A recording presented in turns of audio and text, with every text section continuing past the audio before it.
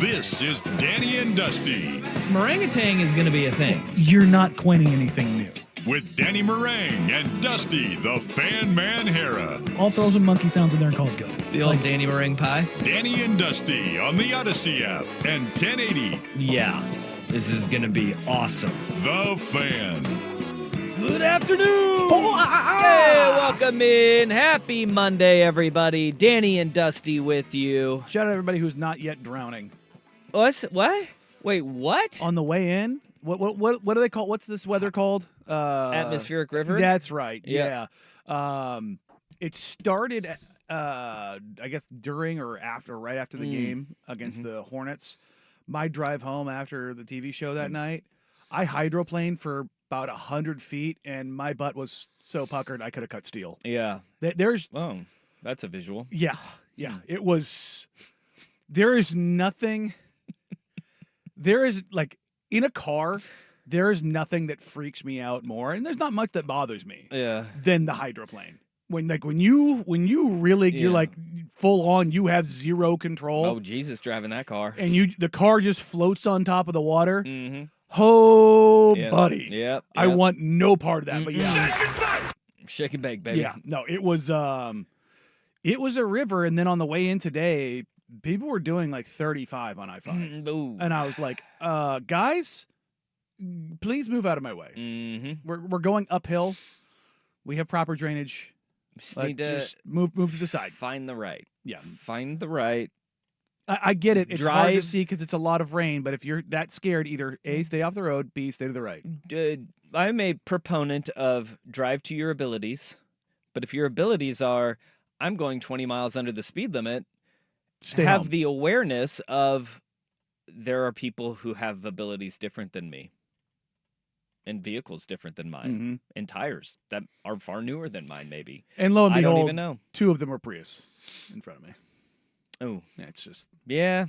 Well, it's a stereotype for a reason. can't win them all. Yeah, I'd like to really just give a heartfelt thank you to the geniuses that decided that the end of February in the state of Oregon is the time to start outdoor soccer.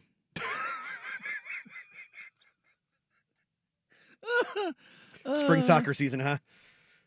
Dude, Yeah. We've done that the last few years. The tent isn't even workable at that point, like the little prop up, because the wind's blowing sideways. I kid you not. We got 3 soccer games going on, right? And my daughter's out there just playing the entire time, just soaking, just drenched. Oh, yeah. All of a sudden, Looks like a wet dog. from the other field, and they're like, hey, whoa, make sure you guys can't have that pop-up tent there on your sideline. It's not weighted down properly. We got our own. Really nice of them. Really nice. We're about midway through the first half, and from the other field, it's like watching the inflatables at a kid's party get just taken up. Here comes the tent just barrel rolling over the field. I'm like, it wasn't properly weighted. Somebody's going to get taken out by this thing. And then, oh no, you want to know what the weight was? That was just a weapon. That thing was still attached to the bottom of it, and it comes flying off. Luckily, no children were hurt in this, but I'm just going, this is great. This is why we soccer. This is why we soccer. So, yeah, that's brilliant. End of February, great weather. Great weather. Yeah, we didn't even get the first day of I guess like a half day of fake spring. Yeah, that'll be coming. We had one. Was it Friday? Friday was a kind of nice day, I think. Here? Yeah, we had like one. Like it was like 55. I missed it. Yeah. Well, it was warm. Yeah. I will give credit It was to the mildly weather. cloudy, but it was warm. Yesterday was like warm, but just rain, wind. Nothing like rain. that warm water falling on you. Oh my gosh. I think that now that we have turf everywhere, I mean, at least it's doable in that regard. Do they just brush it off? Brush what off? I mean, it's got. the like, water. Well, I mean, no, that's what I'm saying. Like, No, it's just standing. Oh, so Yeah, the ball. Yeah, that ball don't move. No, it hydroplanes like your car. Nobody knows where that thing is going. Oh God, it reminds me when we first started lacrosse team at Beardton, we played at Highland Park Middle School, and down the street from Beaverton, and that field is basically what our football field used to be like at Beaverton, where it's basically like 3 inches of mud and then an inch of sand. And we played a game against Glenclo, and every time a shot was fired down low or a pass was dropped, the ball would disappear. Yeah, plugs, dude. And it was just like when you would go to like actually scoop, you would get like a pound of mud with you, and it was just like, why are we playing here? Yeah. Why? Yeah. It's because it's February in March and In Oregon. it rains a lot. And we have a lot of dirt. lot. Oh, where it can be real fun too is the Powerline Park fields over in our neck of the woods. Oh yeah. The Right water over does by not my do well house. there. So right over by my house, yeah. It's great. It's the best. So But hey, yeah, we got that started. As over the Oregonians weekend. like to say, it makes the trees green. It's good for the trees.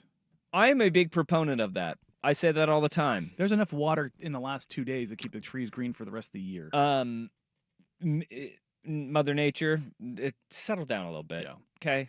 All right. I am big on the, hey, whatever. We live in Oregon. It rains. What do you expect? Duh. Keeps our trees green. We sign up for it. It's a little much now. Yeah, we don't need the mudslides up on the West Hills roads either. Yeah. That's not helping things much. Yeah, it is supposed to get sunny this week. The Vancouver Ford text line, 503-864-6326. Your dollar goes further at Vancouver Ford. They treat you right before, during, and after the sale. Visit them online at vancouverford.com. Says, Bruvs. Ooh, do we have a British listener? Bruv. Hey, bruv. Middle of this week, supposed to be 62 and sunny. Spring into spring. I don't know if that man is British, but I read his text that way. I've got 62 and cloudy on Wednesday. Partly cloudy, 59 on Thursday, Friday. I mean, That's beauty, dude. That's fake spring right there. I'm in. Looking and at then rain. the rain tracker Yeah. at PDX, yesterday was 3/4 of an inch of rain. It's a lot of rain. Is that all? It's a lot of rain. Felt bigger. It did feel. Well, again, this is at PDX, Yeah. so Well, it's not how big the rainfall is; it's how The it big comes drops, down. yeah. Gotcha. Okay, right? Yeah. It's how they use the rain, and it just seemed isolated on everywhere we were driving, well, or if you were outside. over the past 24 hours at our location right here, it's 1.15 inches. You can actually, that's kind of cool, little tool. You can like actually track it like within a little area. See, I would imagine wherever the highest is during my daughter's soccer game yesterday. Just gonna throw that one out there. Yeah, Newburgh, where I'm at, 1.33. Yeah. Huh. So it has been pouring out there. See, let's go out to your neck of the woods. Yep. I I was downtown Portland yesterday. Yeah. So yeah, you're a little over an inch. Yeah. All right. Well, hey, seemed like it all came down right at once. And then this is the beauty of Oregon and living in the state of Oregon. If you are outside and it will rain, I kid you not, we got home, sun popped out.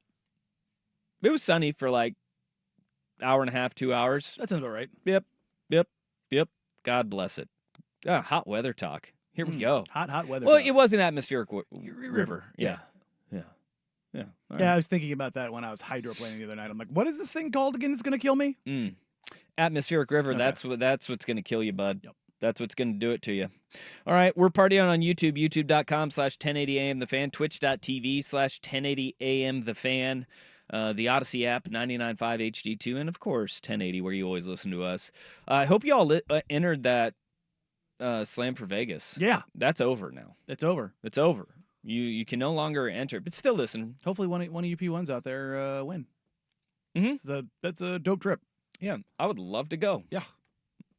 Just throwing that out there. Yeah. You know, The cash doesn't hurt either. Okay, we will double it While we're down there. by the end of the first game. I have a foolproof Foolproof friend. 5-star gold lock. Stone cold lead pipe lock here. Just put it all in black. Bingo. You know, I've never played roulette. Bingo. Really? Yeah. I played roulette one time in my life. One time. I've watched people play craps, but I've never played craps either. I was having myself a night. It was our last night in Vegas, and I was with a large group of buddies and we were walking through the MGM, and it was one of those things where you have like that, oh yeah, I'm supposed to do this. I was on the phone with my dad before I went down to Vegas, and he was like, hey, just make sure you got to put 22 on 22 because that was both of our numbers. So I put $22 on 22. It hit, and we went crazy. You're kidding me. Yeah. And there was awesome. There was this I walked up to the table, and I got my $22 in chips, and I just go, put it on 22. And this old Asian gentleman was the only other man playing. And he looked at me, and he was wearing sunglasses. He put him down like on his nose and like leaned in and looked at me like he was reading my soul. And he was like, yep. He put like $100 on it. Oh. This dude was just there to play. Like he was like a pro. And I like the cut of your jib, friend. Yeah. We go crazy. This man is stone-faced still. Like, yeah, that's just what I do. When drunk idiots come up, I get a read on them. Yeah. And I get See if they get the mojo. I get their juju, and if I feel it, I'm betting on it. It was an incredible night. Gotta love when that happens. Oh man! But Vegas, baby. That's the only time I've played roulette. Yeah, never. One time. The time I don't think I'll ever play again. No, I mean, stay out on top. Like that's the way to go. Like the only time I've ever actually like been cognizant of like, oh, there's a roulette table. It was at the Wynn, where meetings with NBA folks are right there, so it's the kind of the high roller area, and I'm like, I'm not putting any money on that table. No, because when you see some of the minimums in those areas, you're like, what? No, we're good. Yeah, I want no part of that. I'm out. All right. Well, let's get this show on the road, shall we? I guess. All right. We got some sports that we need to sport. The worst day on the web might have been the easiest of all time. I mean, it's Steve Smith. Did you see Steve Smith this week? Oh, you don't know the Steve Smith story? No, I missed it. Oh, boy. I had to catch up on it. Oh, boy. You missed the Steve Smith Sr. story? No. Wait till 1:30, my friend. Oh. I mean, you're going to I want you to Now, I have the details, so I almost want you to fly blind into that one. Okay, I won't click it. I want you. I have the general gist of it, but ooh, buddy. For a second there, I thought you were going to go with the Tim Hardaway Sr. one. No, I was knee deep in Steve Smith Sr. recon over the weekend because this story is bonkers. All right. So we have that today. It's Combine Week. It is. The National Foosball League is having their Combine in Indianapolis. Underwear Olympics underway. That's right. Well, it's just medicals today, right? No, I think it's just like getting into town and you're getting your undies today. And then you wear your undies over the next handful of days. But we got some news coming out of that. There's a player that's not going to be throwing at the Combine. Dun, dun, dun. We have Cowards of the Week in the NFL. I cannot get behind this, and I will not get behind this. So we got to get to that. And is the sixth man of the year a local? Got that question. But where we got to start, how about those Blazers over the weekend? Pretty good. There is no level of tanking that would have taken out the Charlotte Hornets. Negative. They could have scored a bajillion. They almost did it. Next on The Fan.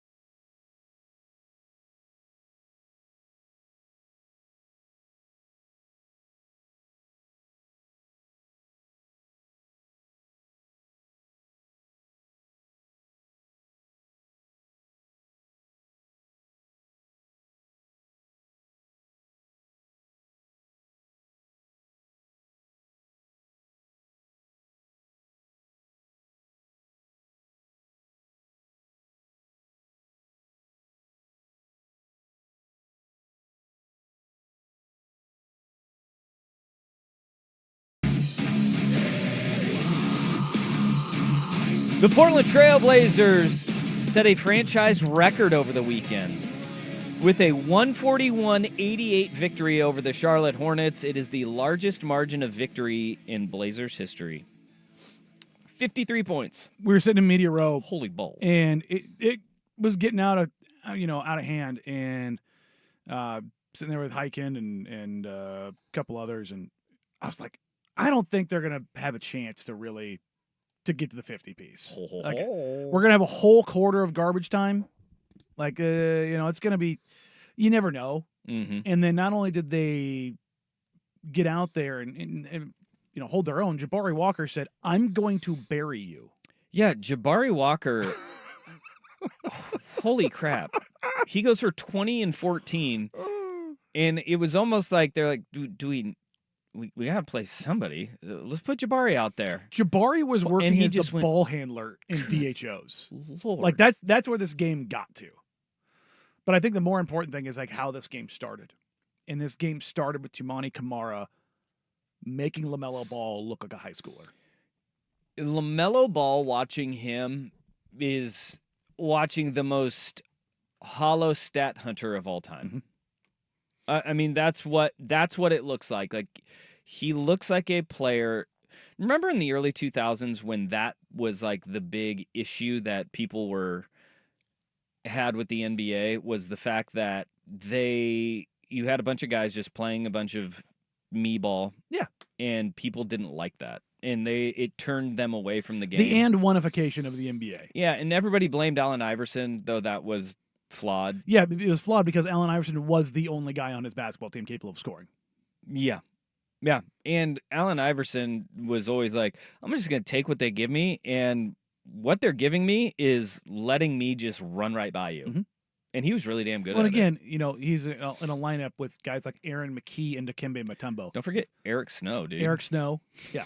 Yeah, those Jeff those, McInnis. Yeah, those are your starters, folks. Let's go, baby. Blazers legend Jeff McInnis. Yeah, that's right. That's right. But watching LaMelo just be put in hell by Tumani Kamara early in that game, and then him just refusing to say, maybe this matchup isn't for me, boy, that was hell. And now you have, against Indiana and Charlotte, Tyrese Halliburton and LaMelo Ball are combined 1 of 13 from the field against Tumani Kamara. I mean, it wasn't just that LaMelo was bad. It was that he couldn't get anything on Tumani, and the stuff that he threw up was god-awful. Yep. And then when he got off the ball, two was like, I'm going to make your life hell. And he's going chest to chest with him, denying the ball 40 feet away. And I'm just there watching. I'm not even watching the rest of the action. I'm just watching what Tumani is doing to LaMelo Ball, and I'm just like, LaMelo Ball wants nothing. Like, he put his hands on his hips and just stood there, like, whatever. And he did. It wasn't just like a level of ambivalence. Tumani Kamara just took him out of the game. Mm-hmm. Said, you don't get to play basketball. It was a thing of beauty. His whole game, like start to finish, though, was a thing of beauty. Tumani Kamara by himself tied the franchise record for individual plus minus in a game, plus 45. That's incredible. 20 points in 28 minutes, 10 rebounds, 6 assists, a steal, 2 blocks. Yeah, it was Tu's first Holy 20-10-5 game of his career. It was his first 15-10-5 game of his career. Shot the cover off. I asked Chauncey Billups after the game, what it is that, that's what's different about Tu, that he could have the defensive burden that he does. And when I say defensive burden, not just covering the best guy, it's the amount of work and effort he puts in. Second Spectrum is the tracking company that does that has all the cameras in the building, and that data that comes out of that. Tumani Kamara has the highest workload in the NBA, and that covers how much ground he covers, but also he has what's called the highest acceleration load and highest deceleration load. That means he's stopping and starting more than anybody. I also feel like a guy who is that aggressive as a defender, you mentioned 40 feet chest to chest with LaMelo Ball. The fact that he only has 3 fouls per game. Yes. Being that physical and taking that many charges. It's impressive. Well, he's earned the respect of officials. He has. He is in year 2. He is on the all defensive team level of respect. Remember Tony Allen used to grab the living hell out of everyone? Yeah. But it was because he was such a good defender. It's like being a great scorer. Look at Austin Reeves. Why he gets to the free throw line? Because he gets the respect, because he drives all the time and he flops like crazy. Like, it's you earn that by kind of tricking the officials and making it. You do so much of it that you just get to the point where, like, you have to. You have to recognize it. There was no level of tanking the Blazers could have done to lose to that Hornets team. God, no. I mean, you pull Tumani, maybe that game starts a little bit different if Tumani isn't playing. But that was never going to be in the cards for this team. That's fair, but also it wasn't just LaMelo. Mark Williams wanted nothing to do with Donovan Clingan. Donovan only finished, I think, with like 8 and 5.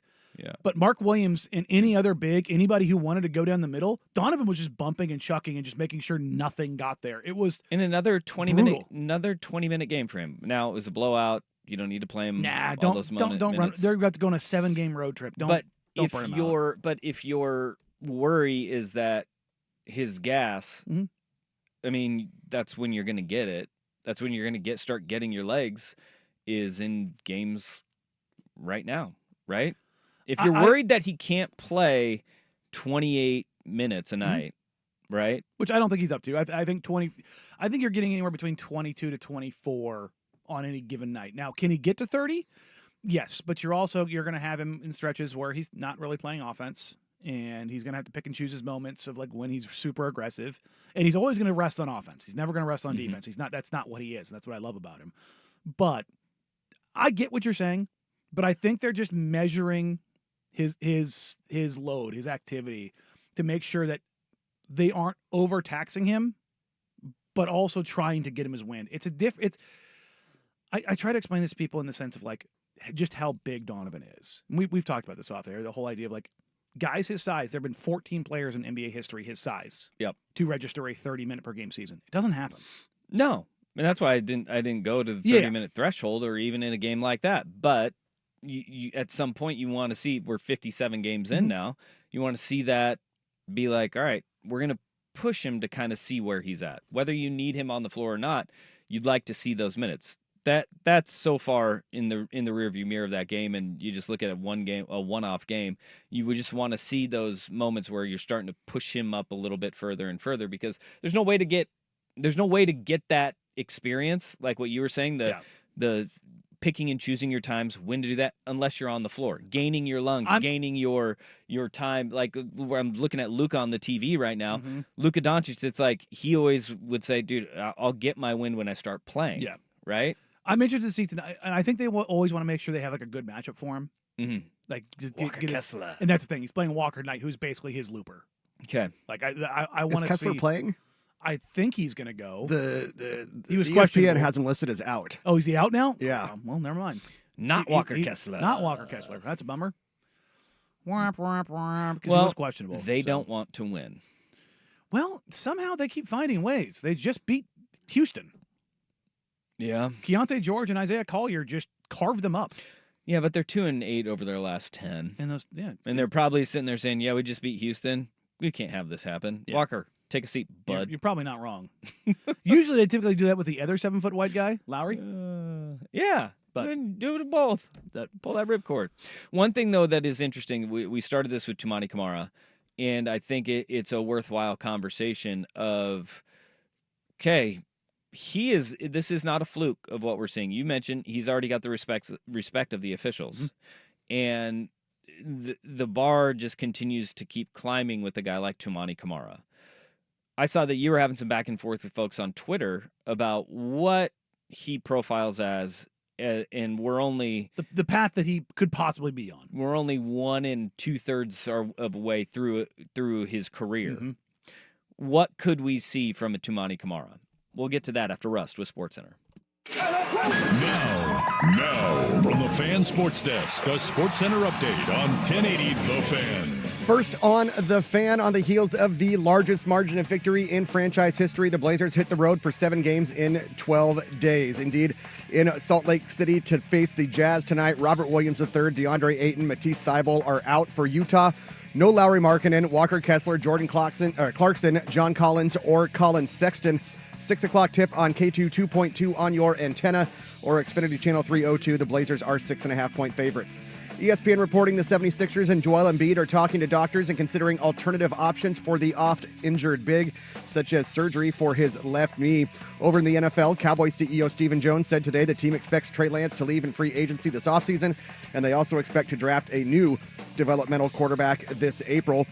NFL Network reporting Colorado quarterback Shedeur Sanders will not work out at this week's scouting combine. It is not known if he'll undergo the medical exams, but Sanders will meet with teams in Indianapolis. And the agent for Boise State, running back Ashton Genty, says he will only participate in medical evals and team interviews at the combine. More sports scores and stories in 30 minutes. I'm Jeff Rust at the Fan Sports Desk. Listen live or on demand on the Odyssey app, the Fan's desktop player, or tell your smart speaker to play 1080 The Fan.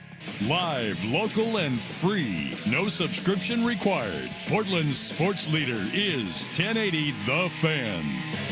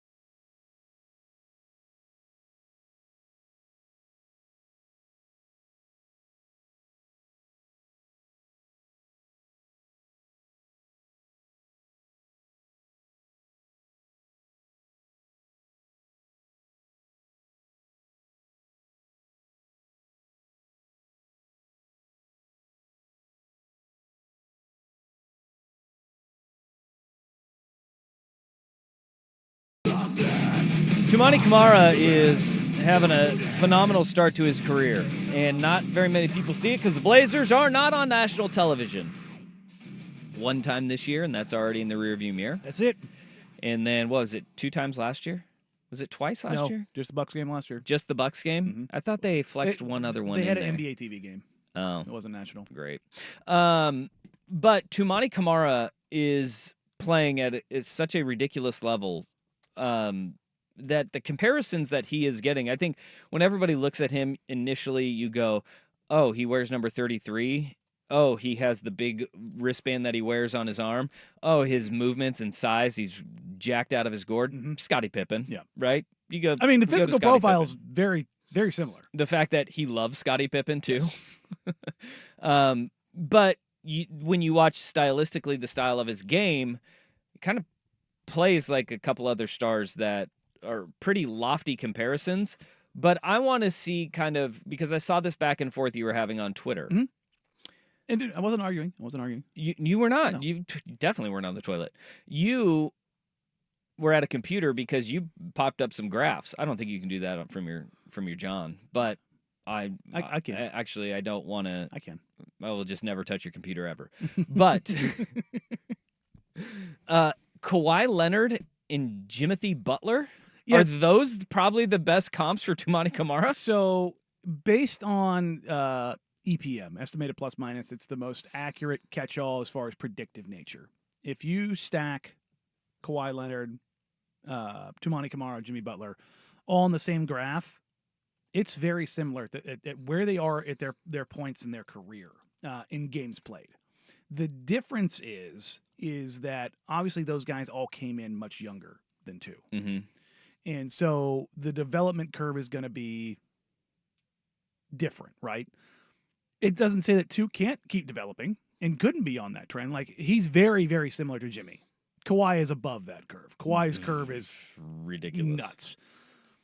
But what you've seen 2 do, I'm not going to put, I'm not putting ceilings on players in general, but I have, guardrails of like where I think a player is going to be. I thought 2 would be a very good 3-and-D guy after last year. I was like, okay, could he possibly get some all defensive votes in his career? Probably. Now, if he doesn't make second team all defense this year, I'm going to be pissed. He should be. He should be with the way that he's one of the played. 10 best defenders in the NBA, and I've had that echoed to me by basically every scout that comes in the building. Now, the biggest issue though with the all NBA teams, the all defensive team, Positionless. it is positionless, and it's the media that votes on it. And we just mentioned you have one national television game that a lot of the people flip side that, of this that is vote. though, whether you listen to Hoop Collective with Windhorst and Bontemps and McMahon, or you listen to Bill Simmons with Russillo, or you listen to the guys on The Ringer, which we'll be joined by Justin Verrier on Thursday. The guy who gets all the love when they talk about Portland for 20 seconds, it's 2. It's not, it should be. It's not Scoot. It's not Shaden. It's Denny to an extent. It's 2. It's 2 hands down. It was like, this Tumani Kamara guy, who is this dude? Because even when he doesn't have a big scoring night, even if it's 10, 12 points, his defensive impact is real. Like, it's out there. It's not like Dyson Daniels where he's like leading the league in steals to a level like we haven't seen in quite some time. But what he does both individually and the team concept, you feel it. And there's only so many wing defenders in the NBA that can do that. It's the OG Ananobis, it's the 2s, it's Dyson Daniels, it's and Asar Thompson. Like, those 5 guys, those are probably your best 5 wing defenders in the NBA. Like, 2 is on the short list of best wing defenders in the entire league. I will. Lou Dort as well. Yeah, the torture chamber? You kidding me? Hells yeah, he is. Dort's going to get Defensive Player of the Year votes. And you can look at the metrics through the first, whatever, we're at 127 games of Tumani Kamara. He's moving up to his 150 game mark by basically the end of the season. When you look at, we have a very small sample size. What you see, though, is a guy that no matter what, as of right now, this is why I think the gunning for the play-in and not pulling a page out of the 76ers playbook of what they're doing right now, which is they're sitting there going, shoot, we are currently, they're in 12th in the East right now, the 76ers are, Mm-hmm. it sounds like they are shutting down Joel Embiid. I'd be shocked if they didn't. They've lost 7 in a row. They've lost 9 of their last 10 games. This is where you go, if you could get a young star to pair next to Tumani Kamara, that is exactly what you need. Yeah. You need to have it. Like, because he is on a second-round contract, which means after this year, they only have him for 2 more years. Mm-hmm. Then he hits free agency, and you sit there. If there's not a star to play alongside, you tell me that the bag won't be coming for a guy like Tumani Kamara from teams across the NBA? Yeah. You're damn right they will. Mm-hmm. And that is where, like, this year being a lost year of, we lost too many games, we're still going to gun for that 10 seed. That's where it doesn't sit well for a lot of Blazer fans because you have that number. He is exactly what Damian Lillard needed. Yeah. Look, 100%. I'll say it flat out. Dame has told me he would have killed to have a guy like Tumani. Well, for 9 years of Dame's career in Portland, he wanted a guy like that because the first 2 he had Wesley friggin' Matthews. And Nick Batum. And those 2 guys right there, they were outstanding. Yeah, they were exactly what he needed. And right now you have that guy. Mm-hmm. You don't have the Dame, though. No. And you, as good as Tumani, we just went over what the profile could be if he maximizes, right? Which is like Jimmy Butler at the very tippy top. And you're not saying that he's Jimmy Butler or Kawhi Leonard. I'm not saying he's Jimmy Butler or Kawhi Just looking Leonard. at the games played and kind of the trajectory he's on like a Jimmy Butler light path. But Jimmy Butler light is a really good freaking player to have. It's a great player to have. And if you don't have a star to pair him with, you not only lose that window of having a star right now, you lose the window of Tumani Kamara potentially as well. Here's 2 over the last 15 games. 13 points, 8 rebounds, 2.5 assists, 1.6 steals. He is shooting 57, 51, 84. He's shooting 51% from 3 over his last 15 games on almost 4 attempts a game. That's wild. Yeah. That's and again, pretty good. 2's not going to be that good of a shooter. No one is. But 2's going to be probably a 37, 38% three-point shooter. Like, I'm comfortable. I talked to him about his jump shot before they went on the last trip. A couple games before they went on the trip before the break. And I was like, man, you haven't really, like, retooled your jump shot. You've just refined it. He goes, yeah, no. He's like, working with the assistant coaches and John Townsend, the shooting coach. He goes, I've just, like, worked to, like, make sure my base is really good, make sure I'm consistent, make sure I'm not rushing, making sure, like, I'm always in the right. Like, if you ever watched, remember the thing we kind of criticized Shaden and really Scoot for last year was not being ready when the ball got to his hands.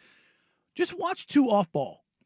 Knees bent, butt down, hands up, ready, basically all the time when he's working as a spacer. Yeah, we saw a lot of times last year, this is something that we talked about a lot, is Tumani Kamara, for large stretches of games last season, would just go stand in the corner and not, like, he was like an afterthought to what they were doing offensively. And to the point of what you're just talking about, you see that he may not be the focal point, but that always be ready. And he's there. And the Blazers are finding ways to work him more into the offense. This is something I've kind of tracked with Chauncey Billups throughout the season. I'm like, hey, like, what other areas are you trying to get too involved in? And you've seen him work more as a screener. You've seen him work as a roll man. I mean, he's had a couple over the last 10 games. He's had like 8 or 9 vicious dunks as the roll man. And because it puts kind of defenses in a bind, because 2 actually is a pretty good screener too, because I think people forget that Tumani Kamara was a 4 and a 5 in college. Like, that's him and Deron Holmes at Dayton were kind of their bigs. They played kind of a smaller big, like 2'6", 8', 6'9" guys, and that's why number 1 he's a great rebounder for a wing. He's right there with Denny as being one of the best rebounding wings in the league. And so, like, there's all these little things that they can kind of work him in. I don't think he's ever going to have the on-ball juice anywhere near a guy like Jimmy or Kawhi, because their handles were just so much better. But working as a secondary or tertiary guy, I'm very interested to see, like, kind of what they can do and where they can kind of put him in little wrinkles and stuff like that. Because even if he just tightens his handle a little bit and you get him in a switch on a smaller guy, 2 knows how to leverage his strength in his frame. Like, that's something he knows how to do. And it's very interesting to kind of see, like, we know what his defensive ceiling is. Yeah. It's one of the best defenders in the league.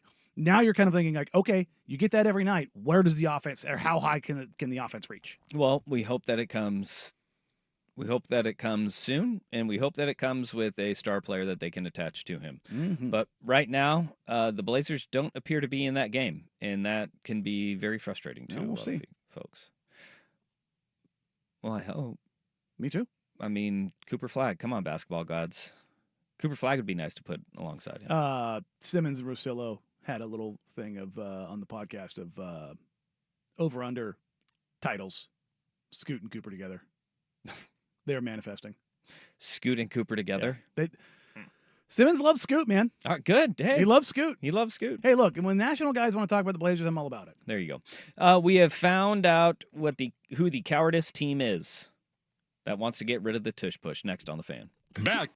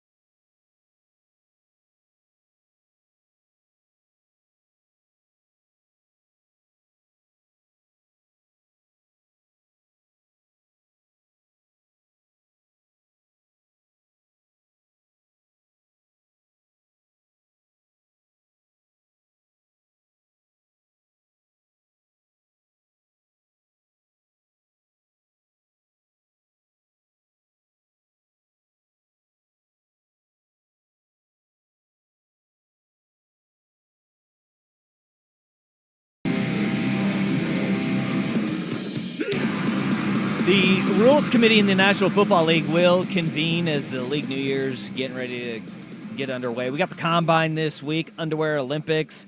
It does appear that Dylan Gabriel will throw at the Combine. Good. Somebody's not a coward. No. We'll talk about that with Shedeur Sanders has said he will not. We'll talk about that a little bit later. But it surfaced this morning that there was a team in the National Football League that has proposed to the Rules Committee banning the tush push. And everybody in the NFL circles were like, well, we don't know who it is now, but we're going to find out because we have to find out. Because if you propose a rule change, you got to put your name to it in the NFL. Well, it didn't take long. Diana Rossini, she has the scoop. It is the Green Bay Packers wanting to ban the tush push from the National Football League. Cowards. This is the dumbest thing that we have gone over the last couple of seasons. The Philadelphia Eagles are really damn good at the tush push. I mean, they are elite at the tush push. And people are like, unfair. We need to outlaw and ban it. Well, why doesn't another team do it? Like, inherently, there is a skill to the tush push. They've done it with Jason Kelce as their center. Mm-hmm. They've done it with different guards alongside Jason Kelce.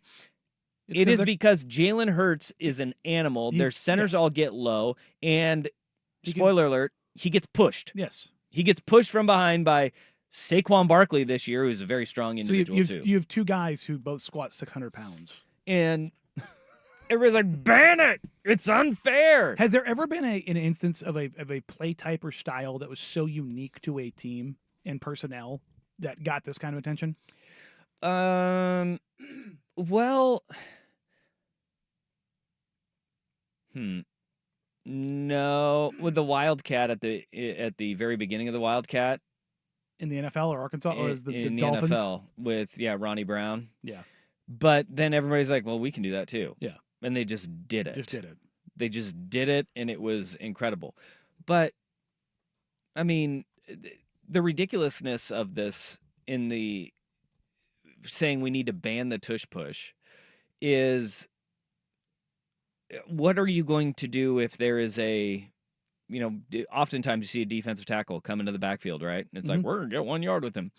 Okay, what if a Haloti Ngata comes back through the NFL where he is low center of gravity, can squat a mountain, and you just say, all right, well, anytime we want 1 yard, we're just going to give it to him, right? You just say, we need to ban that. No. What if there's a quarterback who can throw the ball a mile?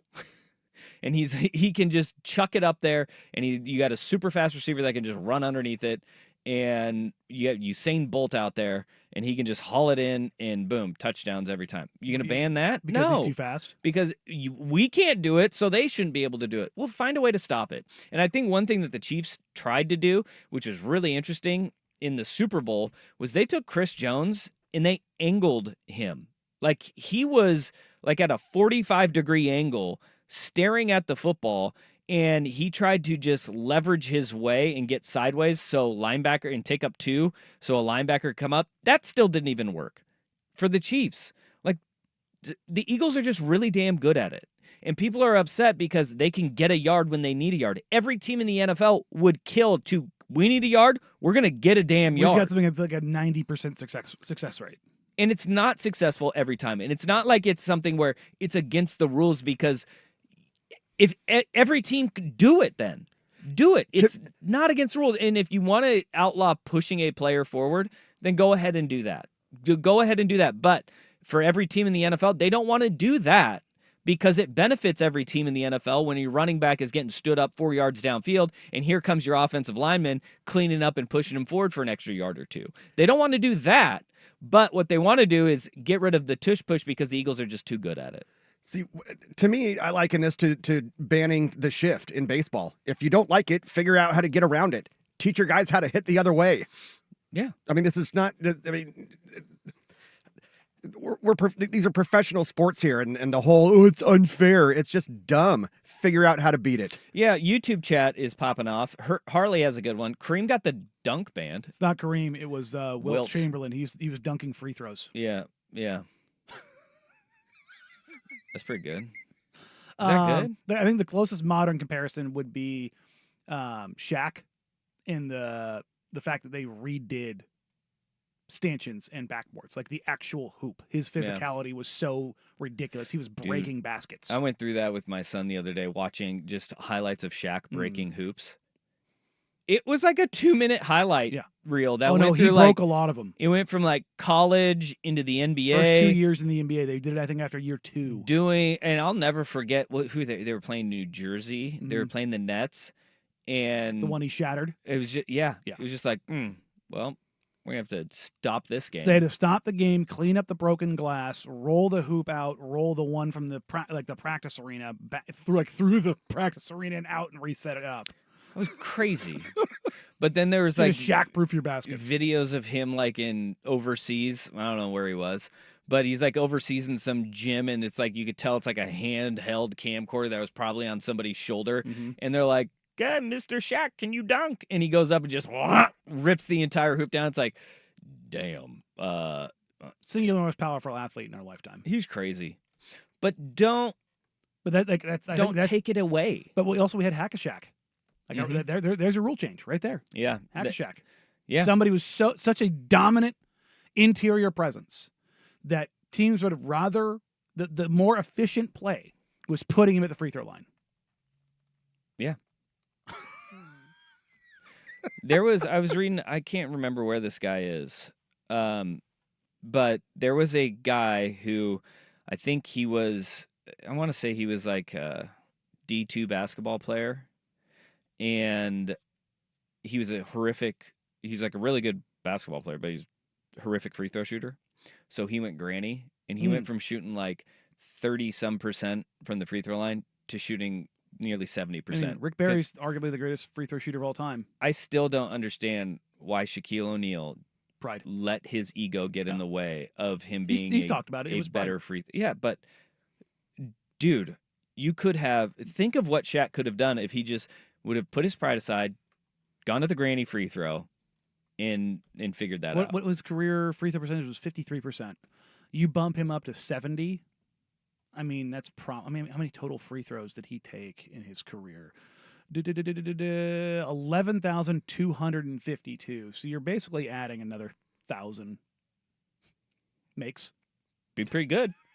Be pretty good. He would be at just under 30,000 career points because he's at 28,596. Hot damn. Yeah. Yeah, he led the NBA in free throw attempts 1, 2, 3, 4, 5, 6 times. Good God. But Barry Bonds in his incredible run was a 04.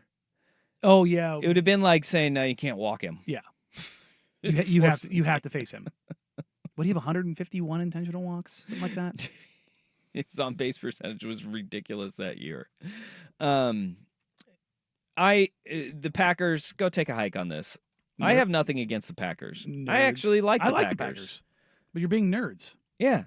Don't try to ban the tush push. Get out of here. Don't do it. Stop it. How about you do that? It was 120. 120 intentional walks for Barry Bonds.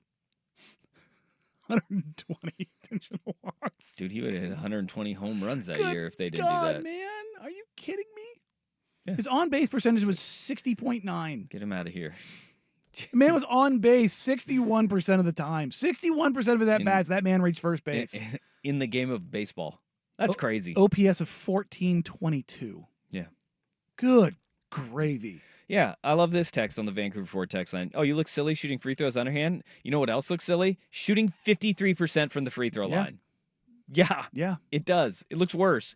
And then saying it was because your hands are too big. And now we see mutants coming over from Serbia named Nikola Jokic, who shoots like 70-some% from the free throw line. And he's a massive human being, too. He's got really big hands. I thought part of it stemmed from an old wrist injury and where he couldn't bend his wrist all the way back far enough for a good shooting motion. Perfect. You know what? Granny shot eliminates that. Jokic is an 83% career free throw shooter. 83%. I think Dirk was 90. But those are mutants. Yeah, they are. What is Dirk's career free throw rate or free throw percentage was 88. Okay. At 7-1. That's nuts. Give me just a tall player, like a well, there's not very many Donovan Klingons, but somebody relative in size. I mean, Mark Eaton. Mark Eaton. Let's go Mark Eaton was 65. 65%. Serviceable. Like if you can get to 70% as a big, that's serviceable. Dude, he would have been at practice forever if Doug Ainge was his coach. That was my 6th grade basketball coach. Got to make free throws. 7 of 10 before we were getting out of that gym. And Danny was a Tell you what, career 85% three-point shooter. Took us a while to get out of practice. Did it? Oof. Oof. All right, 503-864-6326. That is the Vancouver Ford text line. There's a benchmark in the NBA that Phil Jackson popularized. And if you believe Phil Jackson, that means that as of right now, there are only 3 teams that will be able to win an NBA title this year. 4 teams that will be, no, 3 that will be able to win an NBA title. We'll get to that next. Danny and Dusty on the Fan.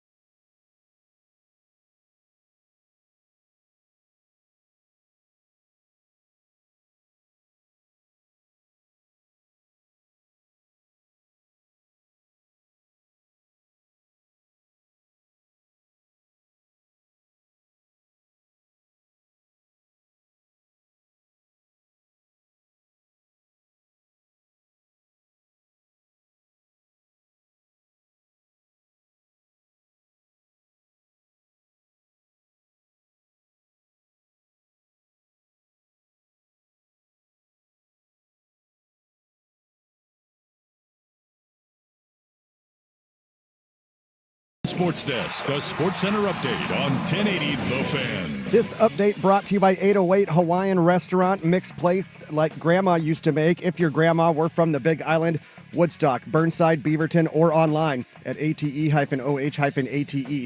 First on The Fan, fresh off the heels of the largest margin of victory in franchise history, the Blazers hit the road for 7 games in 12 days. They're in Salt Lake City to face the Jazz tonight. Robert Williams III, DeAndre Ayton, Matisse Thybulle are all out for Utah. No Lauri Markkanen, Walker Kessler, Jordan Clarkson, John Collins, or Colin Sexton. 6 o'clock tip on K2 2.2 on your antenna or Xfinity Channel 302. The Blazers are 6.5-point favorites. ESPN reporting the 76ers and Joel Embiid talking to doctors and considering alternative options for the oft-injured big, such as surgery for his left knee. Over in the NFL, Cowboys CEO Stephen Jones said today the team expects Trey Lance to leave in free agency this offseason, and they also expect to draft a new developmental quarterback this April. NFL Network reporting Colorado quarterback Shedeur Sanders will not work out at this week's scouting combine. It's not yet known if he'll undergo the medical exams, but Sanders will meet with teams in Indianapolis, and the agent for Boise State running back Ashton Genty says he will only participate in the medical evals and team interviews at the Combine. More sports scores and stories in 30 minutes. I'm Jeff Rust at the Fan Sports Desk. Listen live or on demand on the Odyssey app, the Fan's desktop player, or tell your smart speaker to play 1080 The Fan. Jump back to earlier parts of your favorite fan shows on the Odyssey app. The only way to rewind Portland's sports leader, 1080 The Fan. This is Danny and Dusty.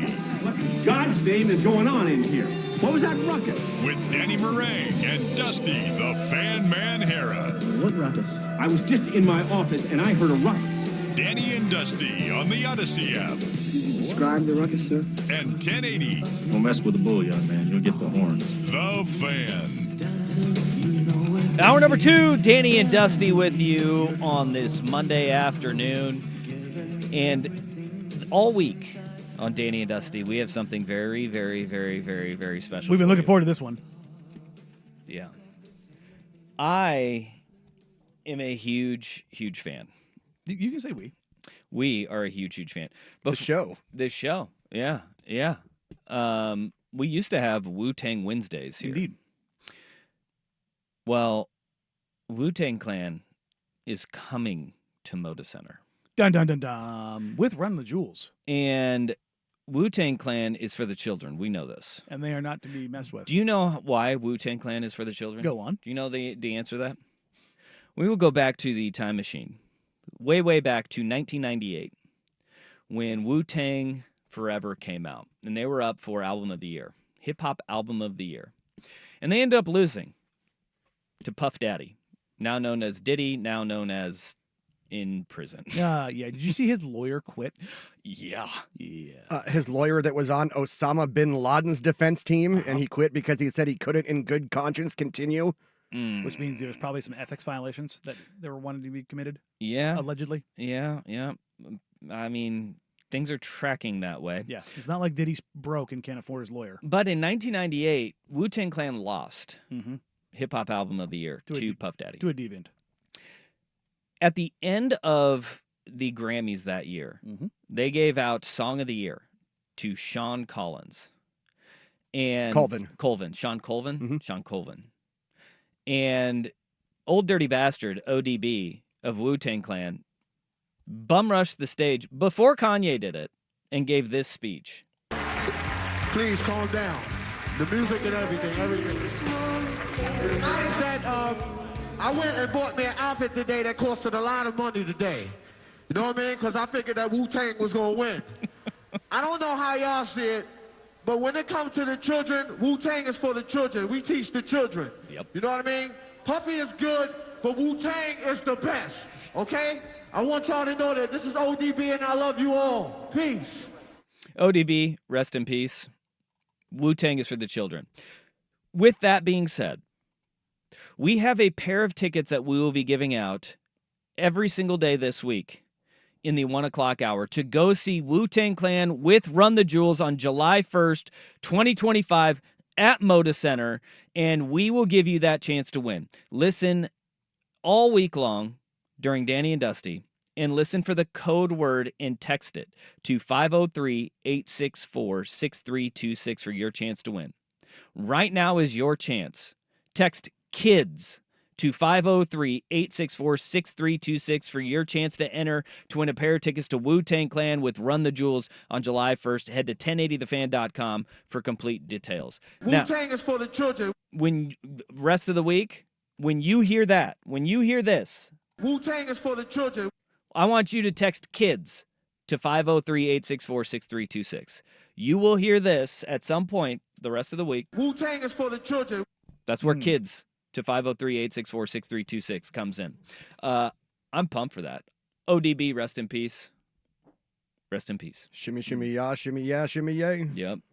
But we got Wu-Tang tickets all week long right here on The Fan. Look at that. Okay.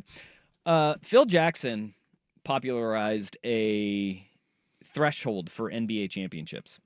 He said that the mark of an NBA champion is to reach 40 wins before you pick up your 20th loss of the season. That was pretty simple for Phil. You get to 40 before you pick up your 20th loss, you are a title contender. This weekend, we saw the Knicks, Grizzlies, and Nuggets all pick up their 20th losses of the season before hitting that 40-win threshold, eliminating them. That leads us to, we only have 3 teams remaining in Phil Jackson's mind that could win a title. The Cleveland Cavaliers, the Boston Celtics, and the Oklahoma City Thunder. Do you believe that there's only 3 teams that can win a title this year? No. No. I would throw the Nuggets in there still, too, even though they got punked by the Lakers. Jokic, to me, is still the best player on the planet. All respect due to SGA. And I know everybody wants to give the narrative to SGA. What Jokic is doing, he's better than his other MVP years. And when you've got the best player on the planet, and Jamal Murray is not absolute garbage like he was in the Olympics and in the first 2.5 months of the season, and you've got Michael Porter Jr. who can get hot, and you've got Aaron Gordon, and you know how to win, yeah. And the thing about the Nuggets is, particularly this year, they started out really poor. But outside of that, they've been one of the best teams in the league after that start. Like they have figured it out. So I squint a little bit at that. But I mean, you look at the Nuggets. What they won 7 in a row, 8 in a row. I think they've won 9 out of the last 10. Like they're good. Yeah, they're good. They're really good.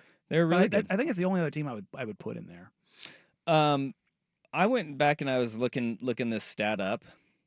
So in the last 40 seasons, there have only been 4 teams to win a title that have not hit that threshold of 40-20, the 40-20 threshold, picking up 40th win before the 20th loss of the season. They are the 1995 Rockets, the 2004 Pistons, the 2006 Miami Heat, and the 2021 Milwaukee Bucks. Only 4 teams over 40 years, so 90% of your title winners have met that mark. And every one of those teams has multiple Hall of Famers on it. Multiple Hall of Famers on it. Yeah, like Phil Jackson was kind of right. It does show the dominance. It's a pretty succinct margin. It's the same thing of like teams have never won a title being outside of the top 12 in either offense or defense in rating. Like it doesn't happen. I think the only time it's ever happened was that the Cavs season in 16-17, because they were coasting through the Eastern Conference. Yep. They were very much locked in on playoffs are the only thing that matter. We need to make sure. They were winning games. Yeah. They were running teams off the floor. On the defensive end of the floor, they were all right. Yeah, they at one point in time in that season, I think they were like 28th in defense until like the final 2 months, and they got to like 20th. But then it's that, and then it was the 15-16 Warriors who turned it on like the second half of the season. I think they finished like 14th in defense. But outside of that, like you've got to be upper echelon. And when you think of those teams, so that 95 Rockets team, okay, they were aging but loaded. The 04 Pistons were probably the best defensive team that we've seen. It's up there like the 85 Bears. I mean, yeah, I was. The worst defender in that lineup is Rip, and Rip was at least passable. Yeah. Otherwise, you had a defensive player of the year in Ben. I was going to say since the dynastic Bulls, but I mean, where they had pit bulls everywhere. Yeah, I mean, you had Jordan, Pippen, Rodman, and you could get away with Jed Bushler and Steve Kerr. Yeah. And then you had the 2006 Miami Heat.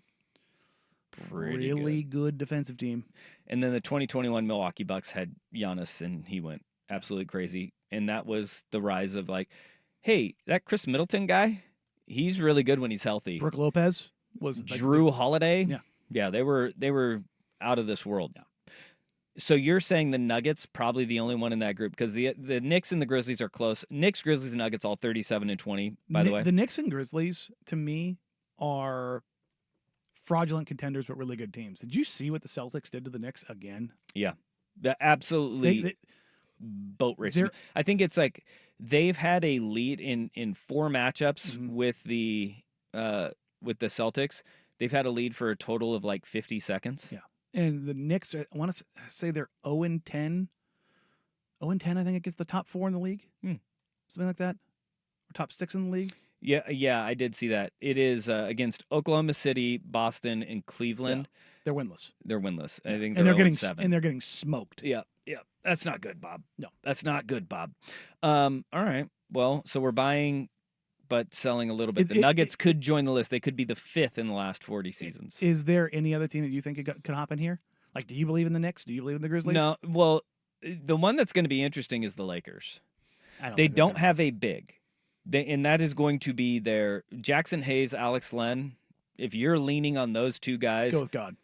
Yeah, because you are going to run into, in the NBA Finals, in the Western Conference Finals, you are going to run into teams that are. If you want to say there. that what you saw from the Lakers against the Nuggets this weekend was like the thing, and that's what you're going to call on, be my guest. Okay. Be my guest. Well, 7-game series. Yeah, I don't buy that for 1 second. All right. I don't think you can do that to Nikola Jokic for 4 games.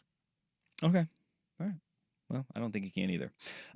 NFL Combine is this weekend. Dylan Gabriel will throw. Shadur Sanders will not. He's getting crushed for it. Danny and Dusty on the Fan.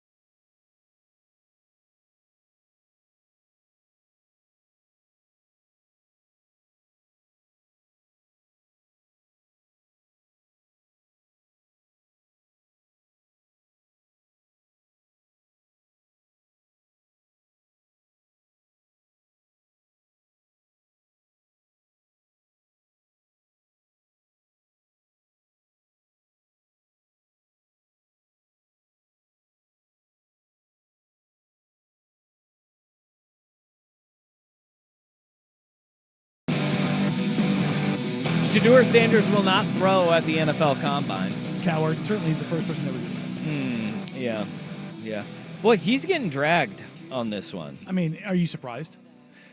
He's got a target on his back. No, I'm not surprised, but I think people just Are being dumb. pick and choose your times to be an idiot. Yeah. And this is not the time to do it. The top quarterbacks rarely do throw at the Yeah, Combine. there's no point. Here's the thing with Shedeur Sanders, if he throws at the Combine, he has questions. We all know he has questions. Will any of those questions be answered at the NFL Combine? No. No, because his question isn't accuracy, because he is an accurate quarterback. He is. His arm strength, if you want to question his arm strength, sure, go ahead. Question his arm strength. You're not going to find that out at the NFL Combine. You can do it at his pro day. But the fact that he's not going to throw and not going to work out at the Combine, I'm not going to criticize. I'm not going to roast him for that. What I do is I love it when guys say, no, I'll go compete wherever. I'll go do it. I want in on competing no matter when it is, where it is. Bo Nix did it last year at the Combine. Yeah. And it worked out for him. But for every guy that goes and throws and it works out swimmingly, like in Bo got criticized too for some of his throws. It's like people will glom onto a couple of throws with receivers that you don't work out with. Good or bad. And it's like, oh my gosh, can you believe this? Pump the brakes. Like, at no point will a quarterback ever, and I mean ever, go into an NFL game without throwing the ball to a receiver at a minimum 100 times. Yeah, that's even like in practice. Like you go and you get a new receiver and you trade for a receiver or a free agent comes on. Every single quarterback, that guy's going to play. You go and you make sure that you get timing with him. And you don't get that at the Combine. And if you do get it at the Combine, you have some of those guys. You have a bunch of the guys that will do the line jumping thing and they're gonna watch the line. It's all curated. So just wait until they get to their pro day and you'll be able to see it there. There's top tier quarterbacks every single year that don't throw at the Combine. The people roasting Shedeur Sanders, it's just because you have an axe to grind with Shedeur Sanders. And look, you have a little bit of ammo. It's not going to get you very far though, because we're all going to find out what Shedeur is once he gets to the NFL. I'm not a huge fan of Shedeur as an NFL quarterback. I'm not a huge fan of really any of the guys, NFL quarterbacks they had or this year's quarterback class, because they all have legitimate questions about them. Shedeur, he holds onto the ball way too long. He is way too risk averse. And now you don't want a guy who goes out and Jameis Winston's that thing and gives you 30 picks and 30 touchdowns in a year. But you want a guy that trusts his arm and is going to try to throw a seed in there every now and then. Shedeur is not that guy. He padded his numbers by taking sacks and not turfing a ball for incompletions over both of the years that we saw him in extended time at Colorado. That's a huge red flag in the NFL because a sack is a drive ender in the NFL. In college, it's not so much a drive ender. In the NFL, you get sacked more often than not, that drive is toast. You're done. Yes. You're cooked. And you can't do that in the NFL. That's going to be a big one for me with him. With Cam Ward, it's like the complete opposite. Like if you would just cram Cam Ward and Shedeur into one quarterback, You have a hell of a quarterback. you have an elite quarterback, because Cam Ward's like, nope, gotta keep this thing alive. I'm going to try to YOLO. And it gets him in trouble a lot. I'm trying to think of the most recent quarterback who went to the Combine, though, and had a couple of good throws the other way and maybe got a little bit more buzz, and Will Levis comes to mind. Yeah, Malik, the other Titans quarterback, Malik Willis Yeah. did it. Remember, he picked up the garbage, There you go. on the Matters. sidewalk. Him and Anthony Richardson. But yeah, it can make it like for Dylan Gabriel, and James Crepea, the Oregonian, says Dylan Gabriel will throw at the Combine. For a guy like Dylan Gabriel, Good help. absolutely, go ahead, do it. It's No, not gonna- he it's needs not- to do it's- it. It's not going to hurt you. No, he needs to do it because he's not one of the top flight guys. The only thing that can come from the top flight guys throwing at the Combine is people nitpick you and the Which is why public those guys perception do craters you. do pro days. I could flip this on its head though and say, if there's a team that doesn't draft you because fans didn't like what you did at the Combine, probably a good thing they don't draft you then. Mm. So maybe you should throw. If like the Jets are sitting there like, what was it, Brick Johnson? Mm-hmm. If Brick Johnson's sitting there going, Dad, no, at the combine he didn't have it. And Woody's like, yeah, you know what? You're right, son. We're not going to draft a quarterback the Giants GM's kid. Remember, he was the one that said keep Saquon and go for and get Jaden Daniels. Yeah. Saying Sometimes kid GM is smarter than actual a lot of Madden. GM. Most of the time, not so much. Not so much. Not so Every now and then, though. I understand why people don't like Shador. I do, because he's got that. I would have loved to have seen like a Jim Harbaugh Michigan team coaching against Deion in Colorado, because he would have given the whole Michigan or the Ohio State born on third, think you hit a triple speech. That would have been like his whole thing. I think that's what a lot of people have the gripe with Shador. Shador's a really good quarterback. No, he is. Like, he is deserving of being a top, 2-round quarterback. There's no doubt about that. If he went in last year's draft, he would not have been a first-round pick. He would have been after everybody else that was taken in the first. I think in most drafts, he would not be the top quarterback. No. But that doesn't, like, we're talking about the top 1% of the top 1%. Yes. He's good. Yeah. He is good. And that's the thing with even Daniel Jones flamed out in New York with the Giants. Daniel Jones is a damn fine quarterback too. He went to the playoffs with New York even, right? And you could say all you want, well, that wasn't because of him.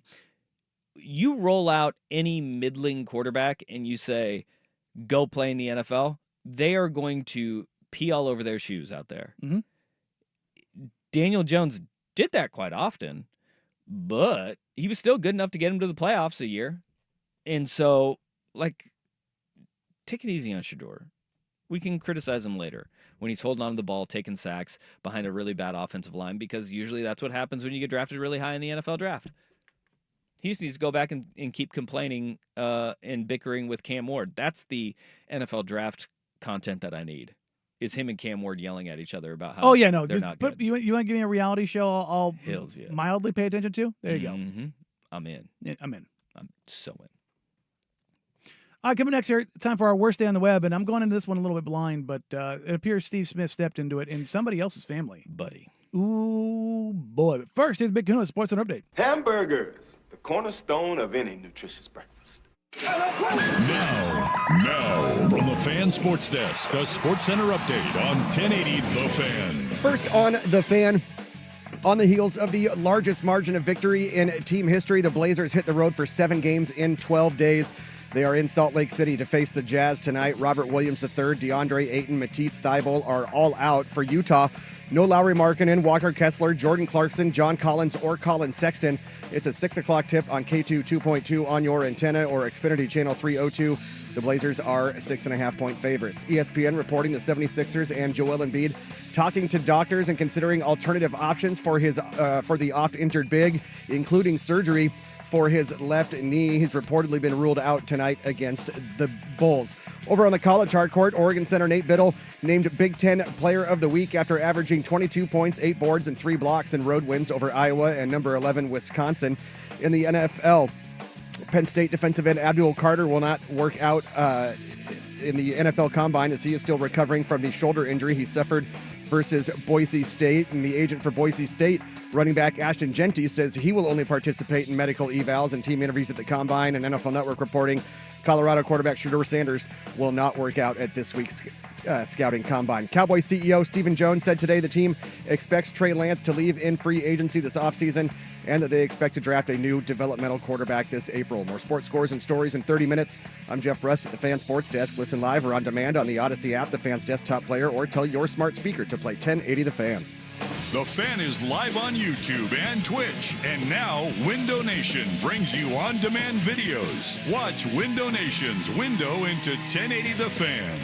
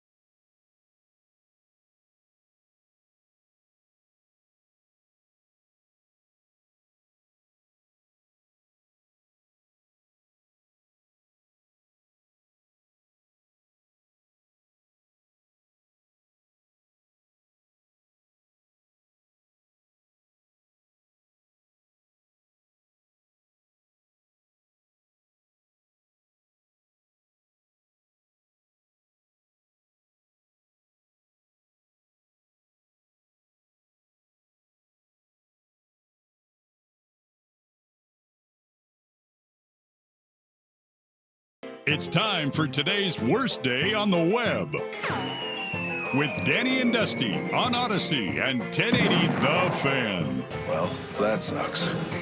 The latest episode of on As the NFL Turns, because boy, this is a soap opera. Steve Smith Sr., formerly of the Carolina Panthers, Baltimore Ravens, and now NFL pontificator. I think if you're an NFL fan, you know who Steve Smith is. You should. He's very vocal and blunt. We'll use blunt. Is apparently caught up allegedly in a homewrecker situation where I don't think this is allegedly caught up anymore. Yeah, no. When you have this many receipts, it's kind of a lot. A guy named Tony Martinez, starting out on Twitter with tagging Steve Smith, says, "Hit me up. Does your wife know you've been bleeping my wife?" Well, yeah, okay. That's where it started. That's not where it started. It started on Facebook is where this whole thing started. Oh, so this is Facebook where it all one started. Was where it originated. So okay. You want to talk about the worst day on the web? This is turning into the worst days on the web for Steve Smith because this is going nowhere anytime soon because there's not much to talk about in the sports world. So the sports world is just taking this over. On Friday night, this dude starts going off. Like he posted on his wife's Facebook account. Got the Facebook login and oh boy. Her name is Nicole Martinez, and he went on there and he said, "Hi, I'm Nicole Martinez. Though I won't be a Martinez much longer, you see, I've been cheating on my husband, and I've been doing it with the very famous Steve Smith Sr. Pics attached for reference. I had him hidden under 3, but that's been fixed. My husband bought me a house. He stood by me after I'd been arrested twice for domestic violence." We have to revisit that. And this is how I repay him and our son. There's plenty of message here, Steve. Crazy the kind of revealing message a celebrity will send. And then it has 3 screenshots under that of sexual innuendo that we can't say on the radio. That's to say the least. You can barely say it on cable TV. It has a lot of you're teasing me, DC. She says DC is about an hour away.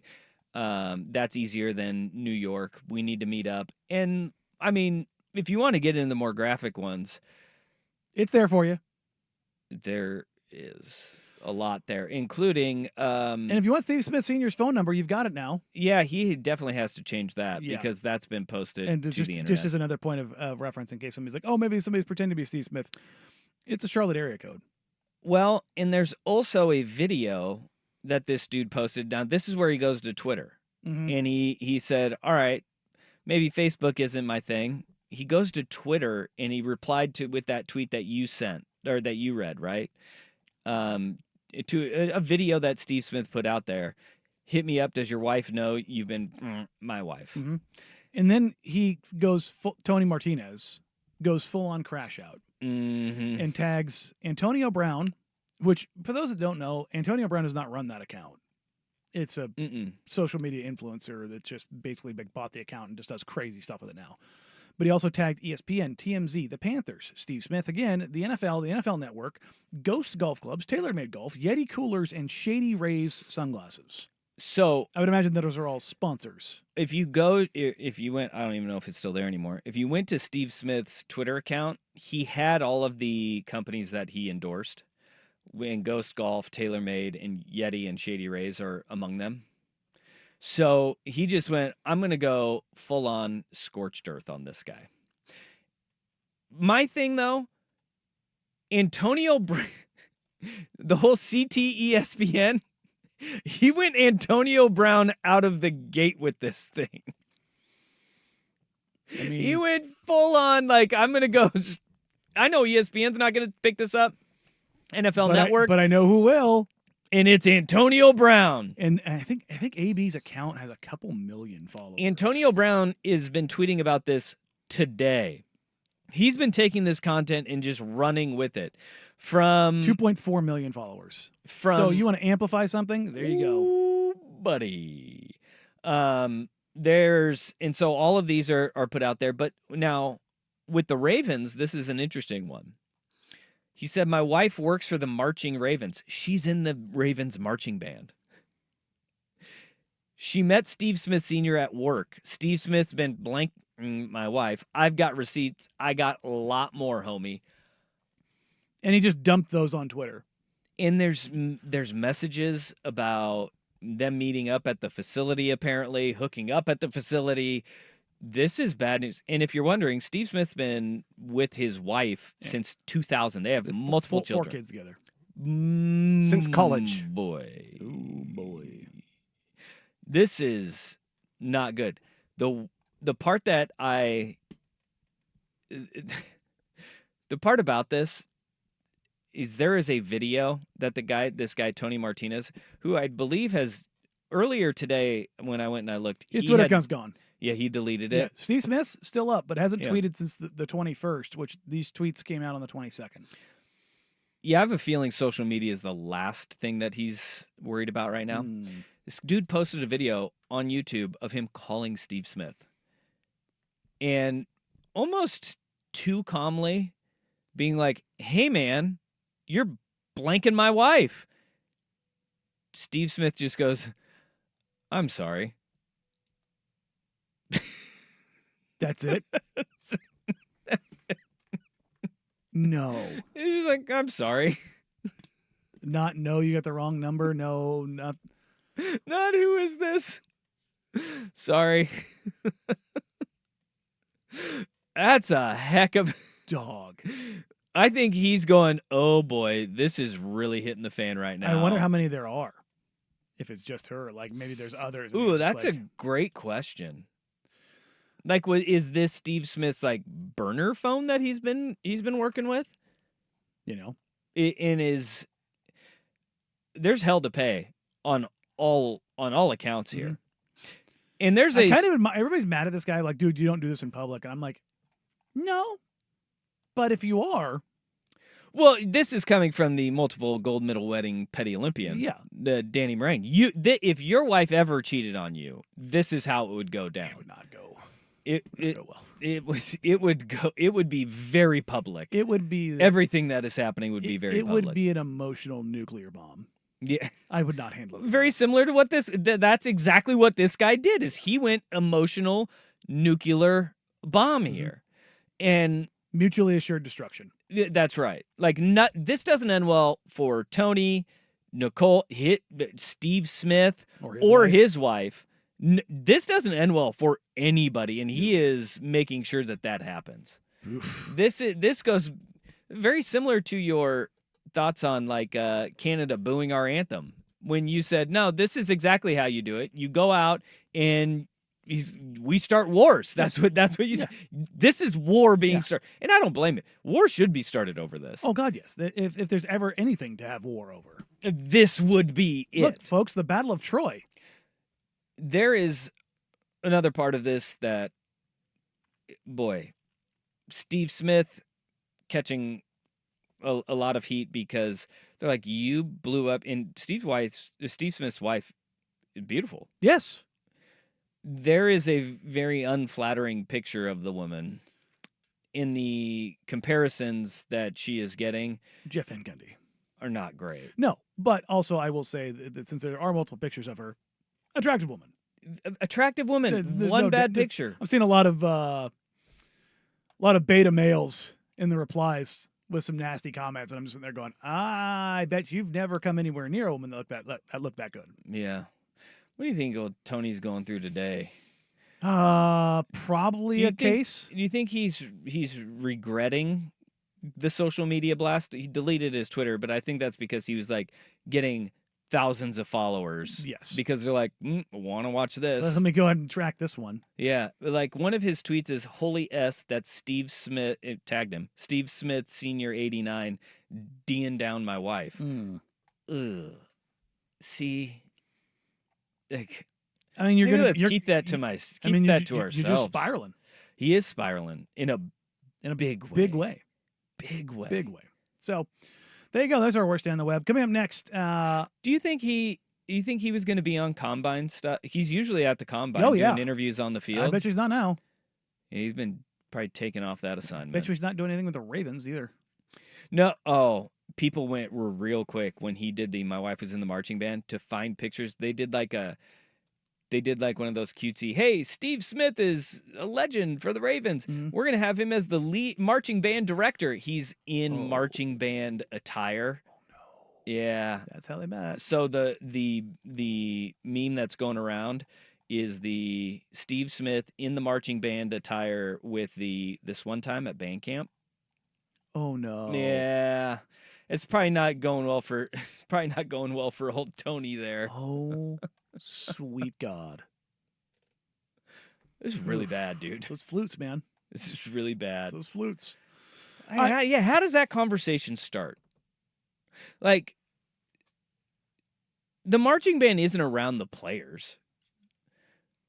Like that it probably was during this bit thing, that they were doing with Steve Smith. Saw something liked, and she did too. Oh boy. Yeah. Just great people all around. Sorry, Tony.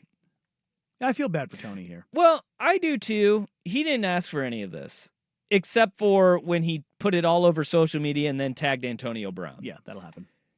Did he think that people weren't going to screenshot it? Yeah, I mean, did he think that people weren't going to screen record and be like, the internet is forever. The internet is, that's in the Library of Congress now. Mm-hmm. All tweets go to the Library of Congress. So crazy. Crazy. Poor dude. Coming up next, local guy does well. Payton Pritchard, 6th man of the year.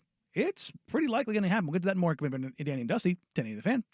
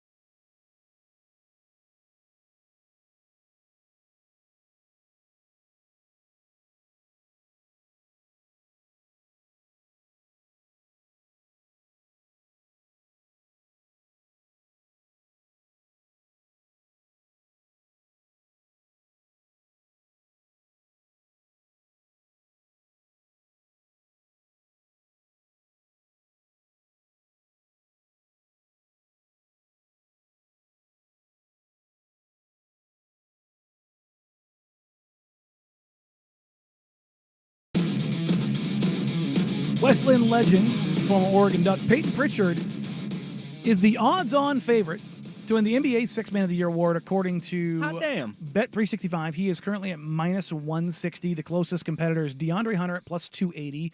So this isn't, Wemby pre-injury winning Defensive Player of the Year, but he is the very strong favorite, and I do believe DeAndre Hunter is the guy that could rise up and nip him on the heels. Even though Payton Pritchard does lead in totals, because DeAndre Hunter was a fill-in starter for the Hawks for a little while. He didn't have quite as many games coming off the bench. It's 37 to 56, I believe. DeAndre Hunter coming off the bench is averaging 18.4 points, 4 rebounds, and 1.4 assists. Not too shabby. Payton Pritchard is averaging 14 points, 4 rebounds, 4 assists. Again, Pritchard's been very good.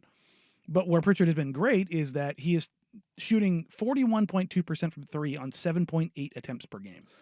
That's pretty incredible. Yes, he has turned himself into not just a good, but a great three-point shooter. He has also become the master of the end of the quarter heave. Oh, yeah. He's hit a ton of those. And look, I will eat some crow on this. I did not think Payton Pritchard was going to be able to stick in the NBA. I just did not think he was big enough, nor a good enough shooter. He was a good shooter. He was not this level of shooter coming out. But Payton Pritchard is maybe one of the hardest workers in the entire NBA. And I don't say that to cover up oh, this is what I had wrong. I'm saying that in congratulatory fashion because he is different. There are a lot of people that were frustrated with the deal that he got with Boston, saying that Boston overpaid. Now it's a sweetheart of a deal because when you look at where Pritchard leads the NBA from bench players in points, threes, and plus minus. He's second in assists of all bench players, and he's sixth in the NBA off the bench in steals. That's pretty damn good for a guy that came in as if you squint, it works, but he is a fit guy too. Yes. Like in Boston, it makes sense because they allow him to bomb away from 3. And in Joe Mazzulla, the style that they play, when you have Brad Stevens in the identification of the type of player that they wanted, dude, Payton Pritchard kind of checked their boxes of what they need. And look, him playing in Boston obviously is going to help for Sixth Man of the Year, regardless of how DeAndre Hunter finishes this year, because you have a team that is relevant, a title contender, the reigning NBA champions. It's Boston versus Cleveland and market. It's Boston. Yeah. Like he will be that guy. Even more than that, the shoe fitting, the system, the fit. I think that's the biggest thing because you throw Payton Pritchard, and this isn't to take away from him. You throw him on most other teams, they do not have the personnel to cover up for his deficiencies. And that is his size. You just can't get around the fact that he's our size. But it's also what tells you just how good he is. Yeah. To me, the single biggest thing in sports, like the most amazing thing in professional sports in my lifetime, is how good Spud Webb was. How good he was at 5'3". I'm sorry, Muggsy Bogues. Spud Webb was 5'7". Muggsy Bogues was 5'3", and he wasn't just a gimmick. He was a good player.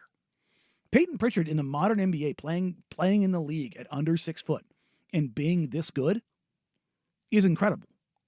I thought his combine was actually he came in taller. In shoes, he came in at 6 foot. Oh, I thought he came in over. No. Yeah. I always scoffed at the 6'1" though that they were giving him. No. But his size is an issue, but the dude creates space. He's a hell of a shooter, and even though he's smaller, diminutive as it were, he generates steals. Yeah. Like you can make up for this is what we talk about with things with the Blazers all the time. Like if you have a deficiency, can you make up for it somehow? He's having a hell of a season. He is. And him winning Sixth Man of the Year should not be a surprise. Like, again, he is the favorite. I think you can make a very real case for DeAndre Hunter. Since the Cavs traded for him, they haven't lost. I think they're 7-0.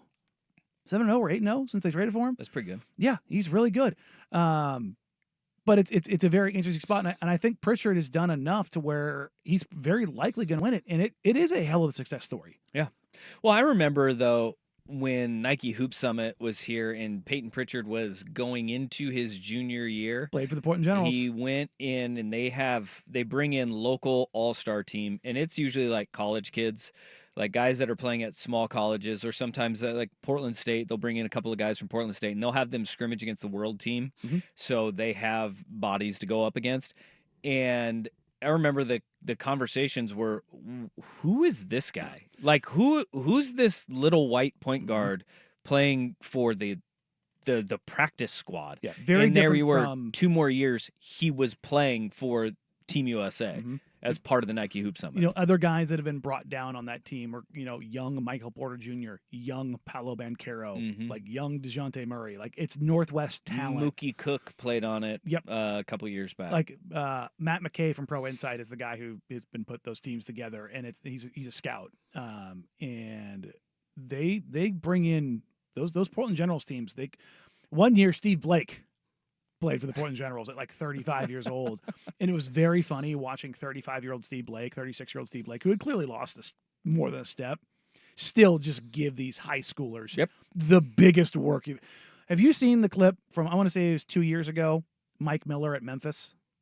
He went to practice with Penny, and he's in there in Memphis, and he's Jaws agent. He went into the Memphis practice in Nike Tech fleece and a pair of J's unlaced, and gave a good Memphis team like just playing ones, ran every single one of them basically off the floor without them scoring, and just old man gamed them to death. And you're like, this is Mike Miller, like 6 years removed from the NBA. But that's the thing, is that Payton Pritchard had that when he was in like the old man game is kind of why he thrived. Precise footwork, precise shooting, being very, and here's the thing. Great handles. Great handles. And even more than that, Payton Pritchard, Fast PP, that's his nickname. Pritchard is that. He is bursty quick. That's where he can create the space for, to generate that space that he needs to get his threes off. That is his super skill. Yeah, pretty interesting and pretty cool that the local kid is going to, in all likelihood, be the sixth man of the year in the NBA, not just a role player for the title-winning Boston Celtics, but finally earning that respect league-wide of what he can do, man. It's been awesome to kind of watch him grow as a player, because there's been substantial growth from when he was at Oregon to where he is now in the NBA for the Celtics. Absolutely. Carved out a role. Coming up next year on Danny and Dusty, the Portland Trailblazers set a franchise record with a 53-point win over the Charlotte Hornets. They now embark on the longest road trip of the season, a 7-game slate that will see them crisscross the country twice. What needs to happen on this trip for the Blazers to make decisions one way or the other? Danny and Dusty, Danny the Fan.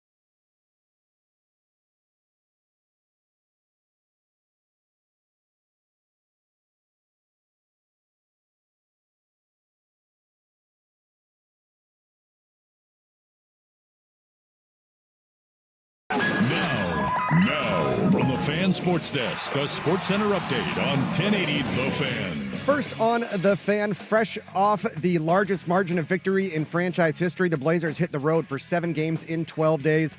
They start out tonight in Salt Lake City facing the Jazz. Robert Williams III, DeAndre Ayton, Matisse Thybulle are all out for Utah. No Lauri Markkanen, Walker Kessler, Jordan Clarkson, John Collins, or Colin Sexton. It's a 6 o'clock tip on K2 2.2 on your antenna or Xfinity Channel 302. The Blazers are 6.5-point favorites. ESPN reporting the 76ers and Joel Embiid talking to doctors and considering options for the oft-injured big, including surgery for his left knee. He's reportedly been ruled out tonight against the Bulls. And on the college hardcourt, Oregon center Nate Biddle named Big Ten Player of the Week after averaging 22 points, 8 boards, and 3 blocks in road wins over Iowa and number 11 Wisconsin. NFL Network reporting Colorado quarterback Shedeur Sanders will not work out at this week's scouting combine. It's not known if he'll undergo the medical exams, but Sanders will meet with teams in Indianapolis. The agent for Boise State running back Ashton Genty says he will only participate in medical evals and team interviews at the combine. And Penn State defensive end Abdul Carter will not work out either, as he is still recovering from the shoulder injury suffered against Boise State. Cowboys CEO Stephen Jones said today the team expects Trey Lance to leave in free agency this offseason.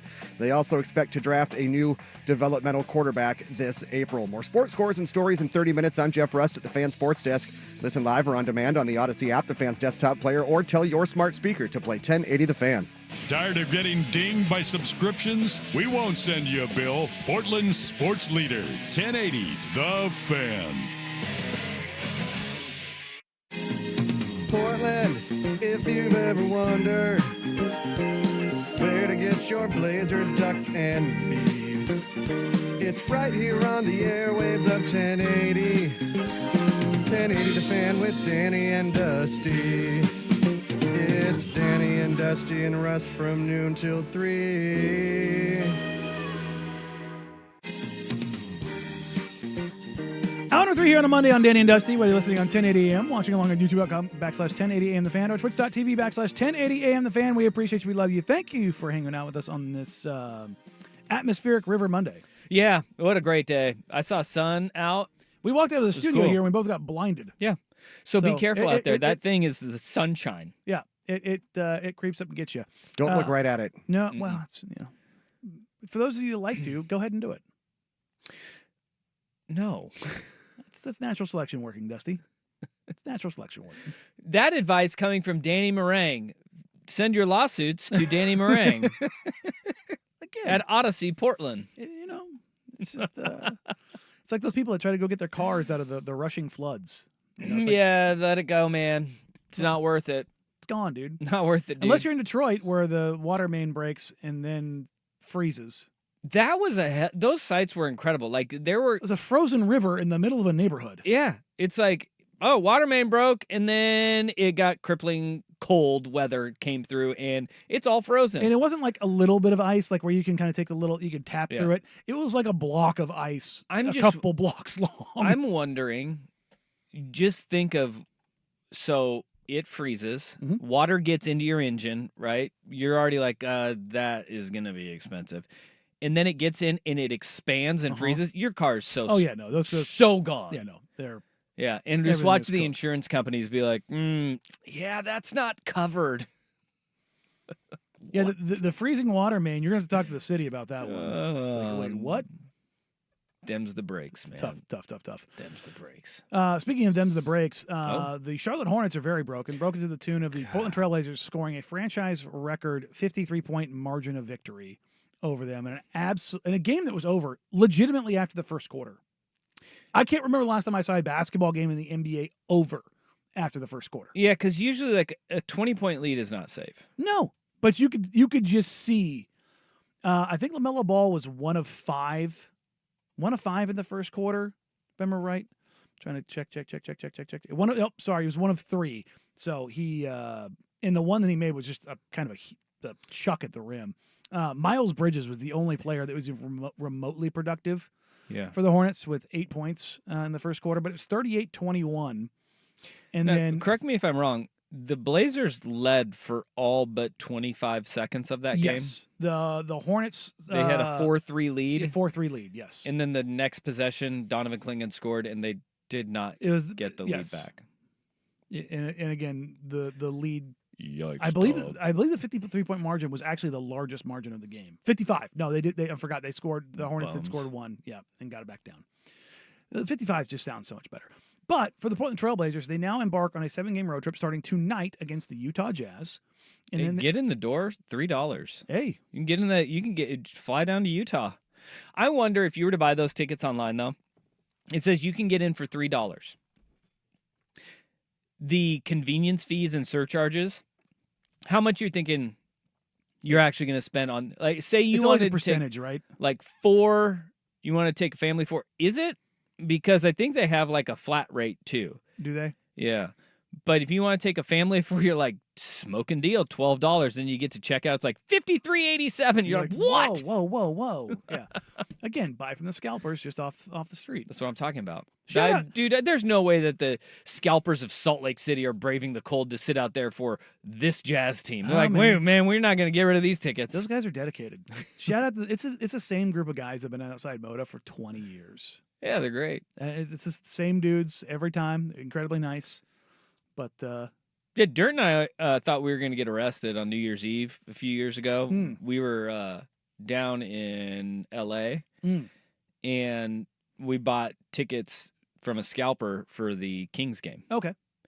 And we were suspiciously close to the arena, and we were like, are we going to get arrested for this? Like, yeah, is everything on the up and up here? Certain places, it is a big time no-no. Because at Moda, as long as you're off the property, it's fair. Yeah, he goes, yeah, you can go and check at the box office. So we went up to the box office.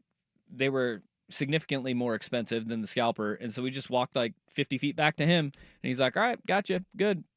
I thought I was going to get... Do you ever watch The Home Improvement where Tim Taylor, he gets... the tool man gets arrested for scalping tickets? Yes. To a Lions game, and he ends up in the slammer? That's always stuck in the back of my head. By the way, Home Improvement on Netflix now. And he's back with a new show now, too. Yeah, he is. He is. With the chick that did the from the Two Broke Girls? Yep. Yeah. That's the girl. I can never remember Kat her name. Dennings? Kat Dennings. That's the one. That's her. That's the Yeah. one. A little top heavy. I watched the first episode of that, and it was okay. I don't know if I need to go back for... I do that. Am I the only person that does that? Like, I'll watch the first episode and be like, it's okay. Nope. My problem St. is... Dennis Medical. the one in Portland. Yeah. No, is it actually shot here or is it just set here? No, it's set here. Okay. It's definitely not shot here. Okay. But they do have a Burgerville hazelnut milkshake. Yeah, they do make references to Portland subculture very regularly. Got to get them local nods. Yeah. But I don't go back to them. Like, I watched the first episode, I'm like, oh, that was good. That's a step further than me because I mentioned this before. I don't have FOMO. I have fear of starting. Like, I will sit there. Like, last night I was debating whether or not I wanted to get into Reacher. The new season dropped. Yeah.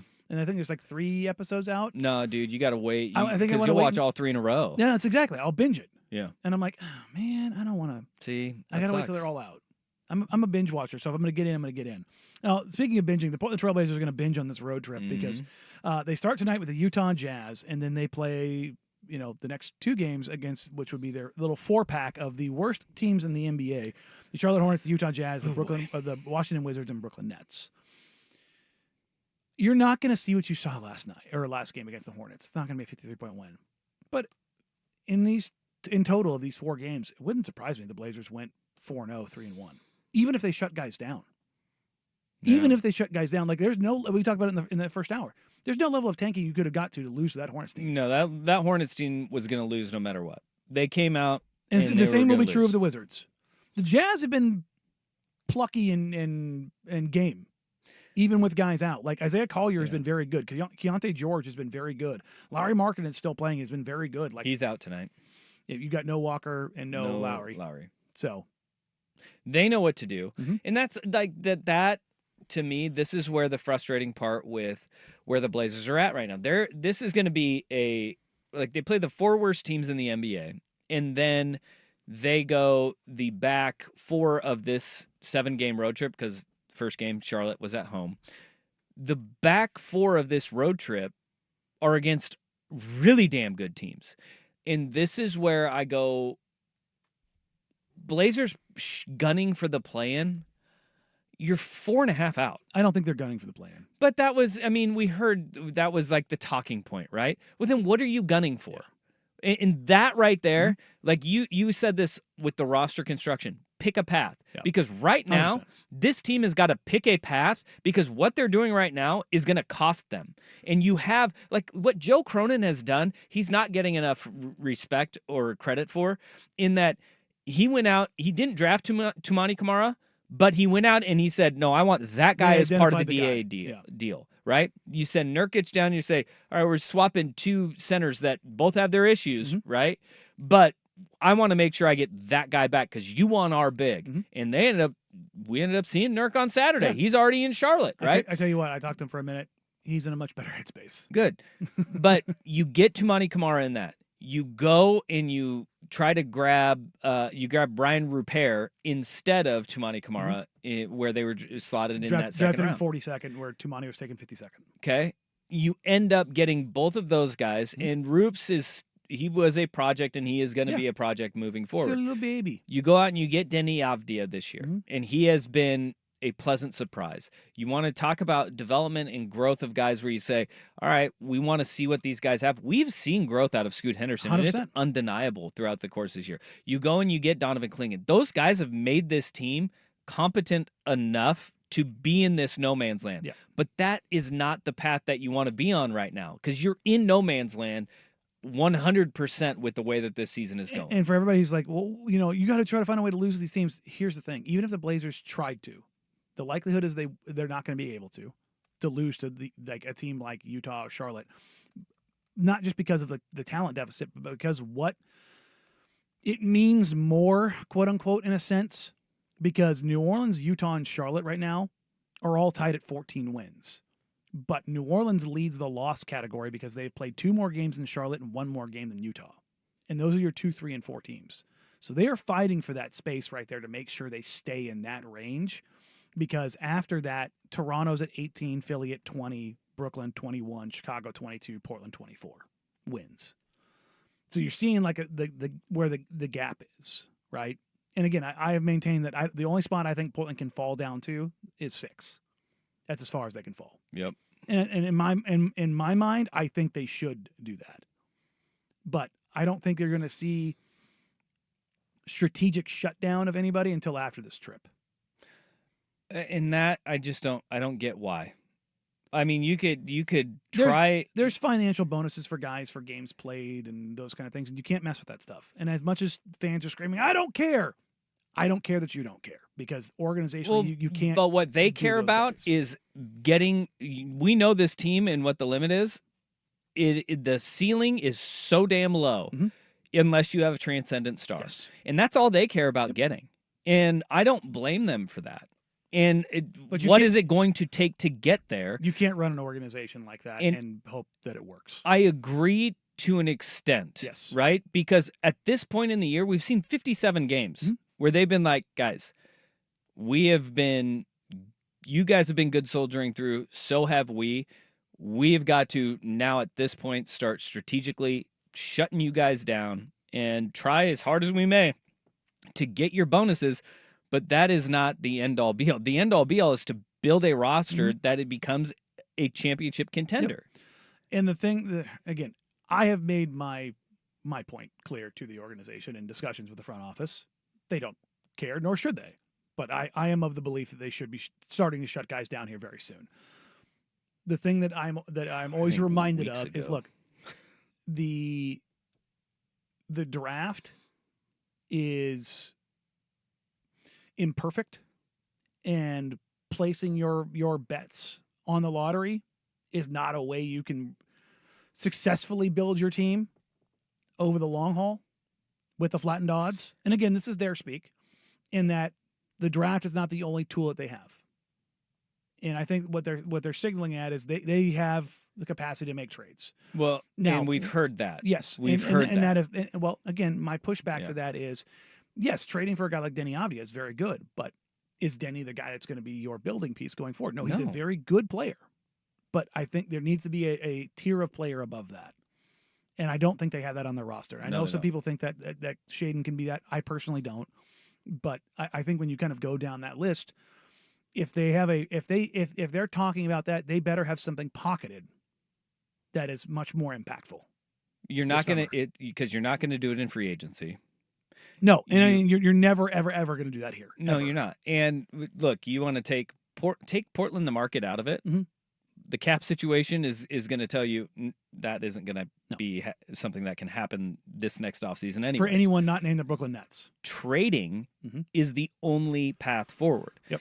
And those guys, we saw a bunch of them come up during the trade deadline, which that was a surprise to everybody that covered the NBA, is the movement in the names that were moved at the trade deadline. You got to hope that, and this is the thing, just like you hope that you win the lottery, you got to hope that you get that trade that's going to be a game changer for you, because until they get a star, they're stuck. Yeah. They're stuck. And this is basketball hell to be in right now. Well, it can always be worse. You could be the Chicago Bulls or the Brooklyn Nets or the Charlotte Hornets, who look, haven't won a playoff game since, shout out Mike Richmond, since the George W. Bush administration. Who is that? The Hornets. The Hornets? Yeah. They have not won a playoff game since George W. Bush was in office. But that is, and you're right, it can always get worse, but that has never been the expectation here in Portland, because this is a franchise that went to the playoffs for 21 straight years, played in 2 NBA finals, went to Western Conference finals at the beginning of this century, went back on the most lucky run and got all the breaks that you could get in 2019, but still got there. Like, that should never be the expectation, is, well, at least we're not the Hornets or the Brooklyn Nets. You don't ever want to do that. This is the team, I think, last time I looked, they had the 6th best winning percentage in NBA history. 6th or 7th. It depends on kind of like when you look at it. But I mean, this was for a period of time, I want to say in like the late 2010s, they were like 4th in winning percentage all time in the NBA. Like, you think about the consistency of how good this franchise has been. It's been there. And that's why the expectations are, it could always be worse. No, because right now, this is the worst 4-year run the Portland Trailblazers organization has had since the beginning of the organization, when they drafted Bill Walton in 74, right? From 70 to 74, they were god-awful. And then they got the Transcendent Star, then the ABA and NBA merged, and you get Mo Lucas, and they won an NBA title. They've been thirsting for that ever since. They've gotten close a few times. A guy named Michael Jordan ran in their way, and the Bad Boy Pistons ran in their way. Tim Donaghy ran in their way. It has just been so close, but so far away. And right now, it's the furthest that they've been. It's the furthest that they've been. Yep. And that is something that I don't blame fans for sitting there and getting frustrated and be like, no, run this thing into the side of the mountain, because you would rather trust that luck. Yeah. You'd rather trust that luck, that if that's what's going to be what turns this thing around, Tumani Kamara's got 2 more years under his deal. Denny Avdia has got, 3 years left on his deal. Donovan Clingan is on his rookie deal and is a rookie this year. If those 3 are the 3 guys, and then Scoot Henderson is in year 2, right? If you want to say year 3 of his rookie deal. Those 3, and then maybe if you add Scoot, 4, you get a star, and all of a sudden the future looks a hell of a lot more bright. You're taking off. Then, you know what, we're going to try, and we're going to be stuck here in the middle, and that seems bleak. And I hate that for Blazer fans. I hate that as somebody who grew up here and would go out to the Hillsborough airport when the Blazers would come back from road trips and scream with about 200 other Blazer fans like that. This is a horrible time that you're just sitting there like, when is it going to happen? When is that next star going to come here? Because we thought we were close with Damian Lillard, and the front office let him down and let everybody else down at that time. Yep. And speaking of when is it coming, well, we've got some news as it pertains to when the Pac-12 may be coming together. We'll get to that and more coming up here on Danny and Dusty, Danny the Fan.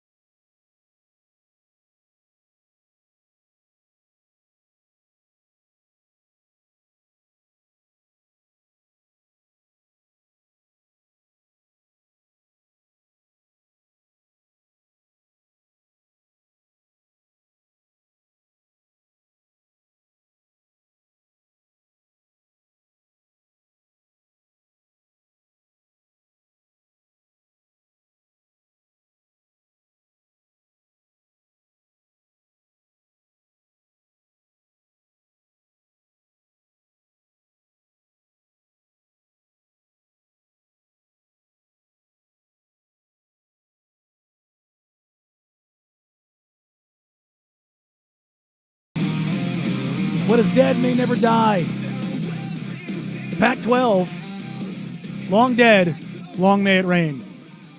Hell yeah. The shape of the Pac-12 seems to be coming together, Dusty. Yeah, this is encouraging for, Pac-12 believers and lovers. And it's huge for, the remaining schools, Oregon State and Washington State.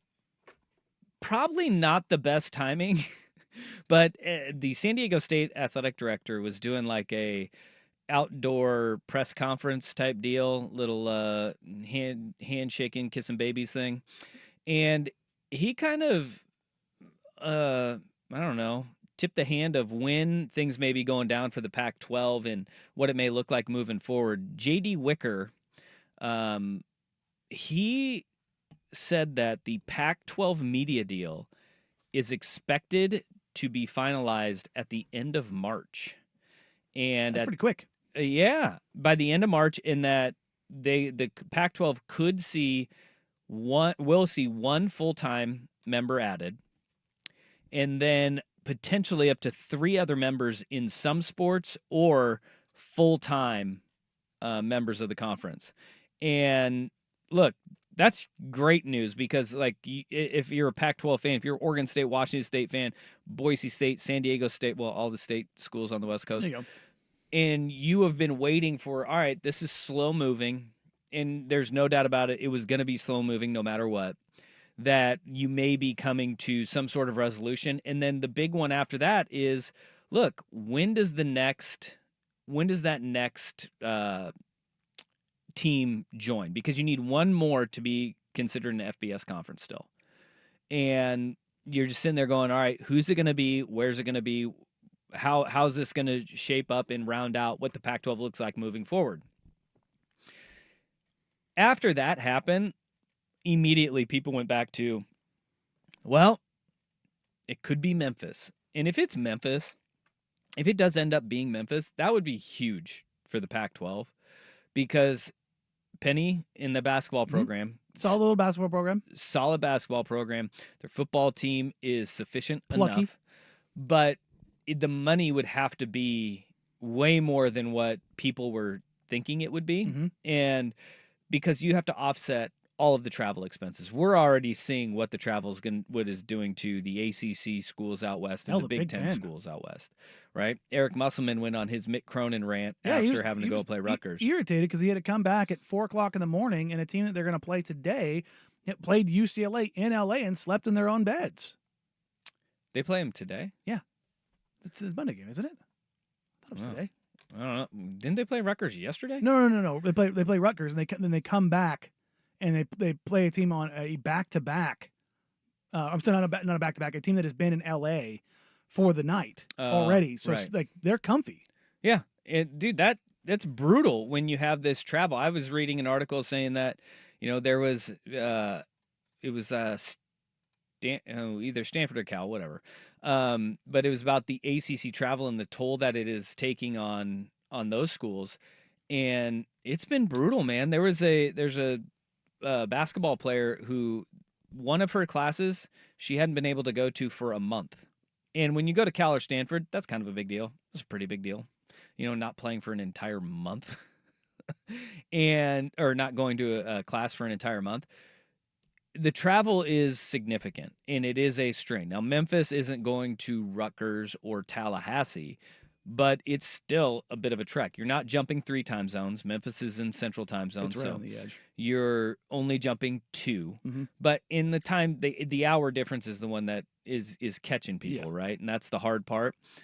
But it is the school remaining that has the most prestige that you could go and grab. And if that ends up being the one that, and the money is right, hell yeah, that's a big win.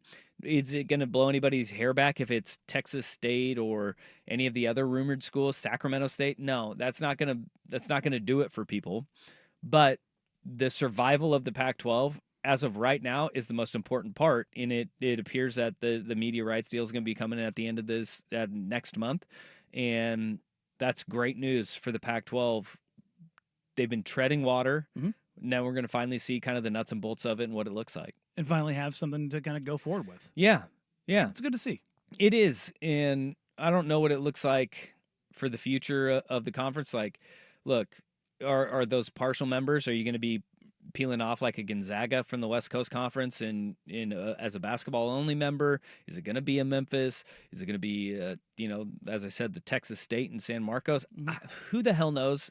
It's surviving right now, and if you look at the landscape of college football and in college basketball, like for football, for the Cougs and the Beavs, you are looking at a potential seat at the table, right? That's all you want, because right now, playing in the independent, you don't have a seat at the table. You're not in a Power 4 conference, not a seat at the table. But a football conference with, Boise State, Washington State, Oregon State, San Diego State, and especially if you peel Memphis off, you're going to get a higher profile than what the American Athletic Conference is going to be. And hopefully you can get that highest ranked Group of 5 spot and Group of 6 spot and have a chance at the dance, man. It's going to be interesting, and this is the thing that we kind of hope for, is that it could tread water long enough to find something that was going to be amenable and keep everybody alive. Yep. So this is positive momentum. Let's keep it in the world of West Coast college sports. The Oregon Ducks played a number 11 ranked Wisconsin Badgers in college basketball and had a monumental upset.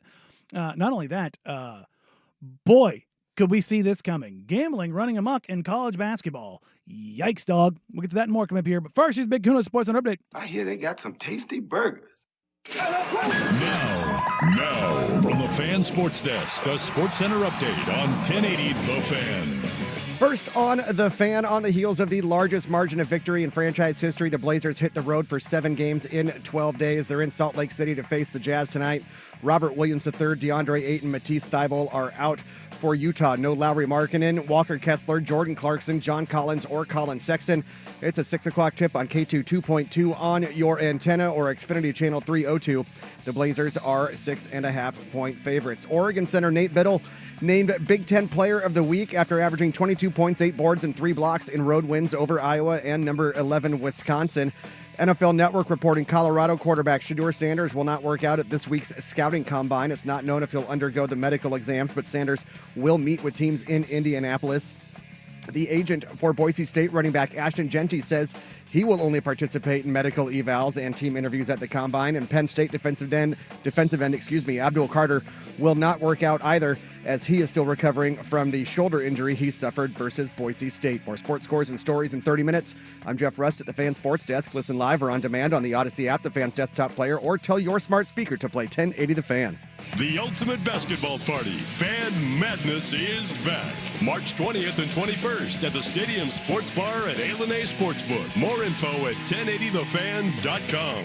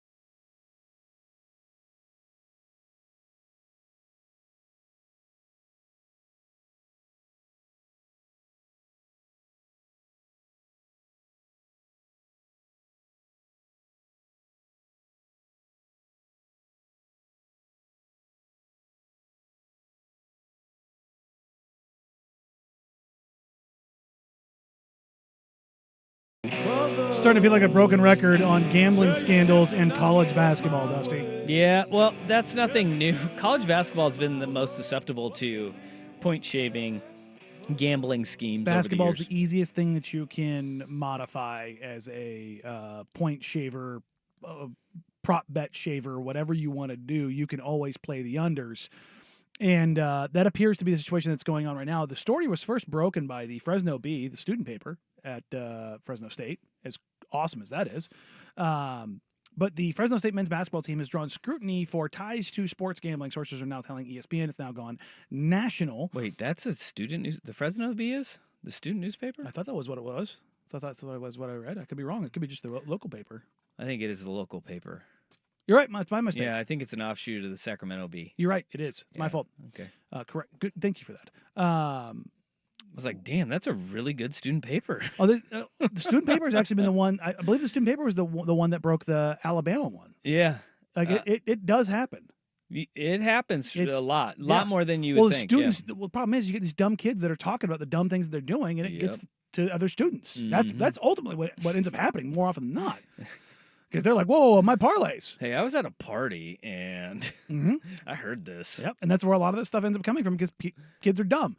The school has already removed one player from the team, and 2 more are suspended pending an investigation. Their most recent loss, a 72-69 loss to Air Force, which, just as a note, while my Fighting Falcons do okay in football more often than not, this year notwithstanding, basketball, not their sport. It is not even for white guys and an Egyptian. That is not good. It's not great, Bob. But when 3 of your 4 leading scorers are suspended, it's a big part of that. Fresno State has released a statement stating that guards Jalen Weaver and Zayon Collins were being withheld from competition as the university reviews an eligibility matter, while a third player, Mikal Robinson, who is also under investigation, has been dismissed from the team since January 11th. So what happened there? And everybody says this is the problem with sports gambling. But this is the good thing about oversight in sports gambling is that we're hearing about a lot more of these getting caught. These things have been happening for a while. For a long time. This one is a little bit different because these guys Jonte Portered themselves. They played their unders. They were betting the unders on individual prop bets for rebounds and points, allegedly. Things you can control. Player props need to be gone in college sports. Yes. Like you can't. It's the dumbest thing to have player props in college. You want to bet spreads and you want to bet money lines? Fine. I mean, hell, the NBA has adjusted the amount of players that you can have props on because of the Jonte Porter two-way players situation. are no longer eligible for prop bets. But for college athletes, you should not have player props. No. Now, one of them has been he is not caught up in betting on his own stuff. Zayn Collins was betting on pro sports and other sports, so not on Fresno State basketball, but they're looking at Weaver and Robinson for betting on Fresno State specifically, and Mikal Robinson already being dismissed from the team. They probably had him dead to rights on the idea that, dude, you were betting your unders for our team, and we can prove it right here, XYZ. Not good at all, but we all know that these things were going to happen in order for, guys to stop doing it or to be preventative, right? Somebody's going to have to die on this mountain because it's bound to happen. And to think of the sheer number, how many college basketball teams are there? 331 D1. It's not college basketball teams, Division I teams. Yeah, there's so many games being played across the board. They're good at catching these things, right? And again, college basketball, whether it's Arizona State or Boston College or what was the Binghamton, we've had betting scandals across college basketball for decades. And it's a lot harder when you're not having the traffic on all these betting sites to catch them. Now they're catching them, and they're going to catch. This won't be the last one. No, they're going to keep catching idiot kids. There's always going to be idiot kids around, but now they'll have these news stories in these cases of guys that are screwing up their futures because they wanted to make a few extra shekels on betting their own unders in college basketball games. If I was a teammate, I'd be so pissed. Oh, yeah. And Fresno Be State so has set a program record for losses this season following the loss to Arizona or to Air Force. Ugh. Gross. Ugh. Gross. I'm not in. No. I'm not in. But I don't think that this is because legalized sports gambling has happened. It was Those happening gu- already. Those, Now we're catching it. Those guys, they're going to be the guys that are susceptible to somebody coming to them and being like, hey. Hey, you want 10 grand? You want 5 grand? And then boom. There you go. And that's the barrier to entry is significantly lower than what it was. Not good. But you also have more eyes on it, to your point. Yep. All right, coming up next, we'll put a nice little bow on today's show. Little NCAA basketball talk continued. Not just the Oregon Ducks, but we're getting close, Dusty. Mhm. We're getting close. It's conference tournament time. God, there's only like 3 games left in the regular season. Yes, and then we're getting a conference tournament, and then we get into the madness of it all. Hot day. So we'll talk a little bit of seeding and what it can mean for potential local teams coming up next during Danny Dusty Tonight, the Fan.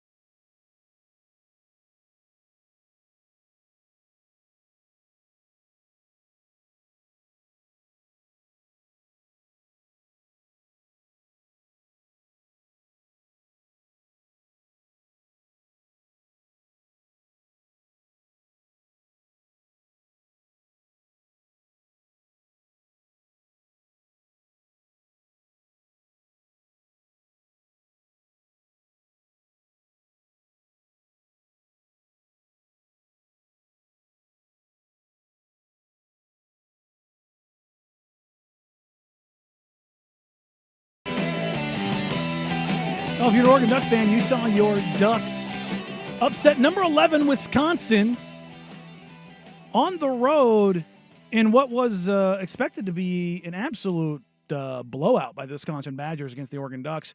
But the Ducks, despite being down 12 at the end of the first half, 38-26, to string together a 40-point second half and shut down the Wisconsin Badgers. 15 seconds left. Ducks have fouled 5 times, Wisconsin 6. Oregon inbound. Up top to Shellstad. Shellstad, long 3. Oh! Tie game! Ducks gotta play D. Oh, Shout out to Principal Curtis Long there on the call. it's Joey Mack. Is that Joey? That sounded like No, that is Long? That's Joey Mack. Oh God, my bad. I thought that I know Curtis travels with him. That's why or not travels with him, but does the show with him. No, he just does this. Never mind. I think I'm he's a completely fill-in off. He's PA a fill-in. guy. That's right. Yeah. He's a fill-in PA God, guy I'm all over the place at right home now. games. Shellstad, the pride of West Lynn, right there, knocking it down. Another West Lynn legend. Well, it was the 2 guys from Oregon on the Oregon Ducks are the ones that carried him down the stretch. Central Nate Biddle, Point. dude. Central Point's own. Look, when I went down to Oregon Rutgers, Nate Biddle was the best player on the court. Yeah, and Hands down. dude, he put together another phenomenal game. 23 points, 6 rebounds, but 3 blocks. He is a shot blocking machine right now. I don't know if you guys were paying attention to my last couple updates, but Nate Biddle named Big Ten Player of the Week. No, he's been this last week. He has been incredible. And here's the thing: with Averaging Nate Biddle, 22 points, 8 boards, and 3 blocks in the 2 wins. he is every bit of a 7-footer. He is every bit of a 7-footer. He's a big kid. It is not a fake 7 foot. He's not like a 6'10" kid that you're like, oh no, look. And I don't think he's going to get drafted if he opts to go into the draft. But if he does go into the draft this year, whether he gets picked in the back end of the second round or goes undrafted, he will get an invite to Summer League. He will get an invite to training camp because he's a 7-footer who protects the rim, blocks shots, and knocks down threes. Well, and if you look at, if you want to take it out to the last 4 games, he has been lights out. They've won their 4-game win streak where he has 23, 21, 15, and then 14 points. Okay, so that's he's right around like 78 points in 4 games. He's had 6 rebounds, 10 rebounds, 10 rebounds, 7 rebounds. So he's at 33 rebounds and 13 block shots in 4 games. Yeah.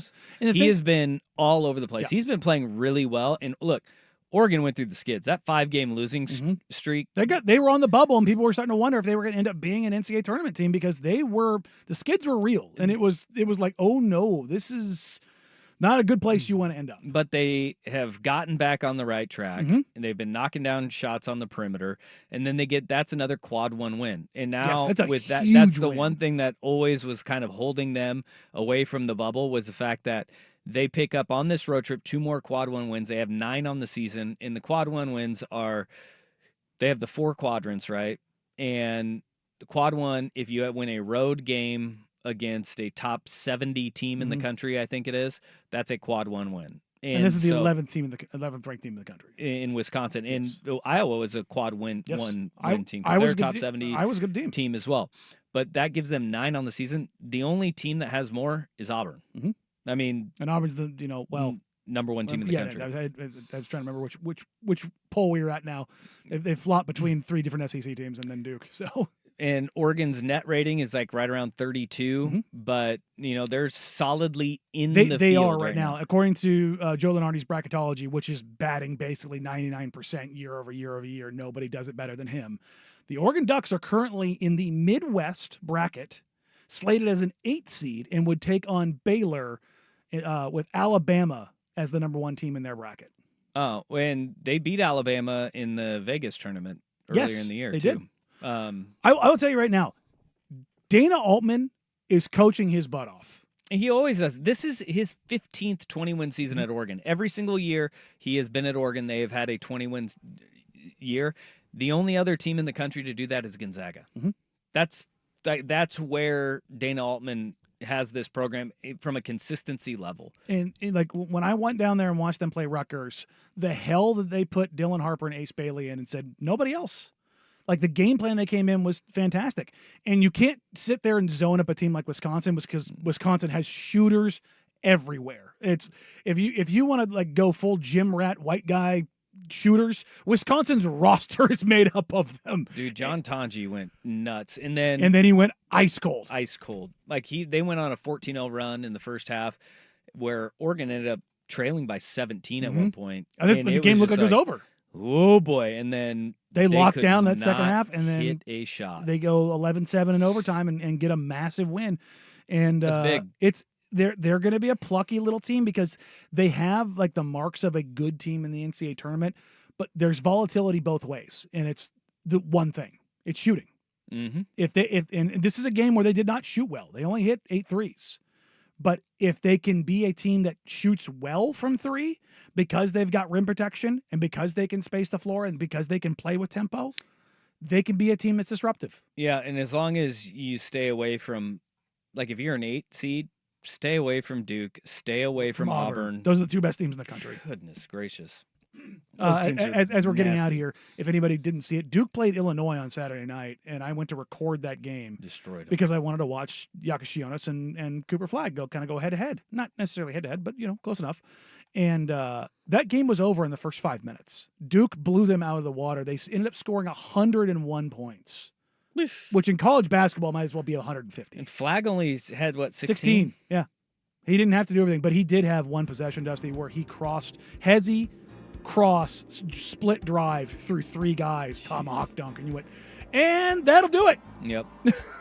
Ducks could there's high. Lenardi has them as an 8. When did he update that? That's this morning. That's this morning. They've been as high as a 6 in some places. That'll weigh heavily on the Big Ten tournament to see kind of where they end up. And again, the Big Ten tournament, it's conference tournament play. After this week, baby, we are in it. Yep. Let's go. Which, I'm excited for that. as you heard from the liner coming into the break, you can catch us up at Alene. Alene, let's go. I did look into those tickets, the $3 tickets to the Blazers. You did. Jazz. If you want to get two $3 tickets, that'll cost you $14 total. You So pay the fees are more. $6 for tickets, $8 in fees. It's good. Somebody's got to fix this. Look, go down there and watch some basketball, number 1. Number 2, get rid of these stupid fees. They're All right. insane. That'll be it for us today. We'll be back tomorrow from noon to 3. Up next, you got 4 hours of power from their mouths to your ears. It's prime time with Us Good Souk. Have a great Monday, everybody. Bye. Danny Meringue here, and I've got a question for you. Are your old windows costing you money on your energy bills? Or maybe your bathroom is stuck in a time warp and needs a serious upgrade? Well, I've got the answer. YHIC, your home improvement company.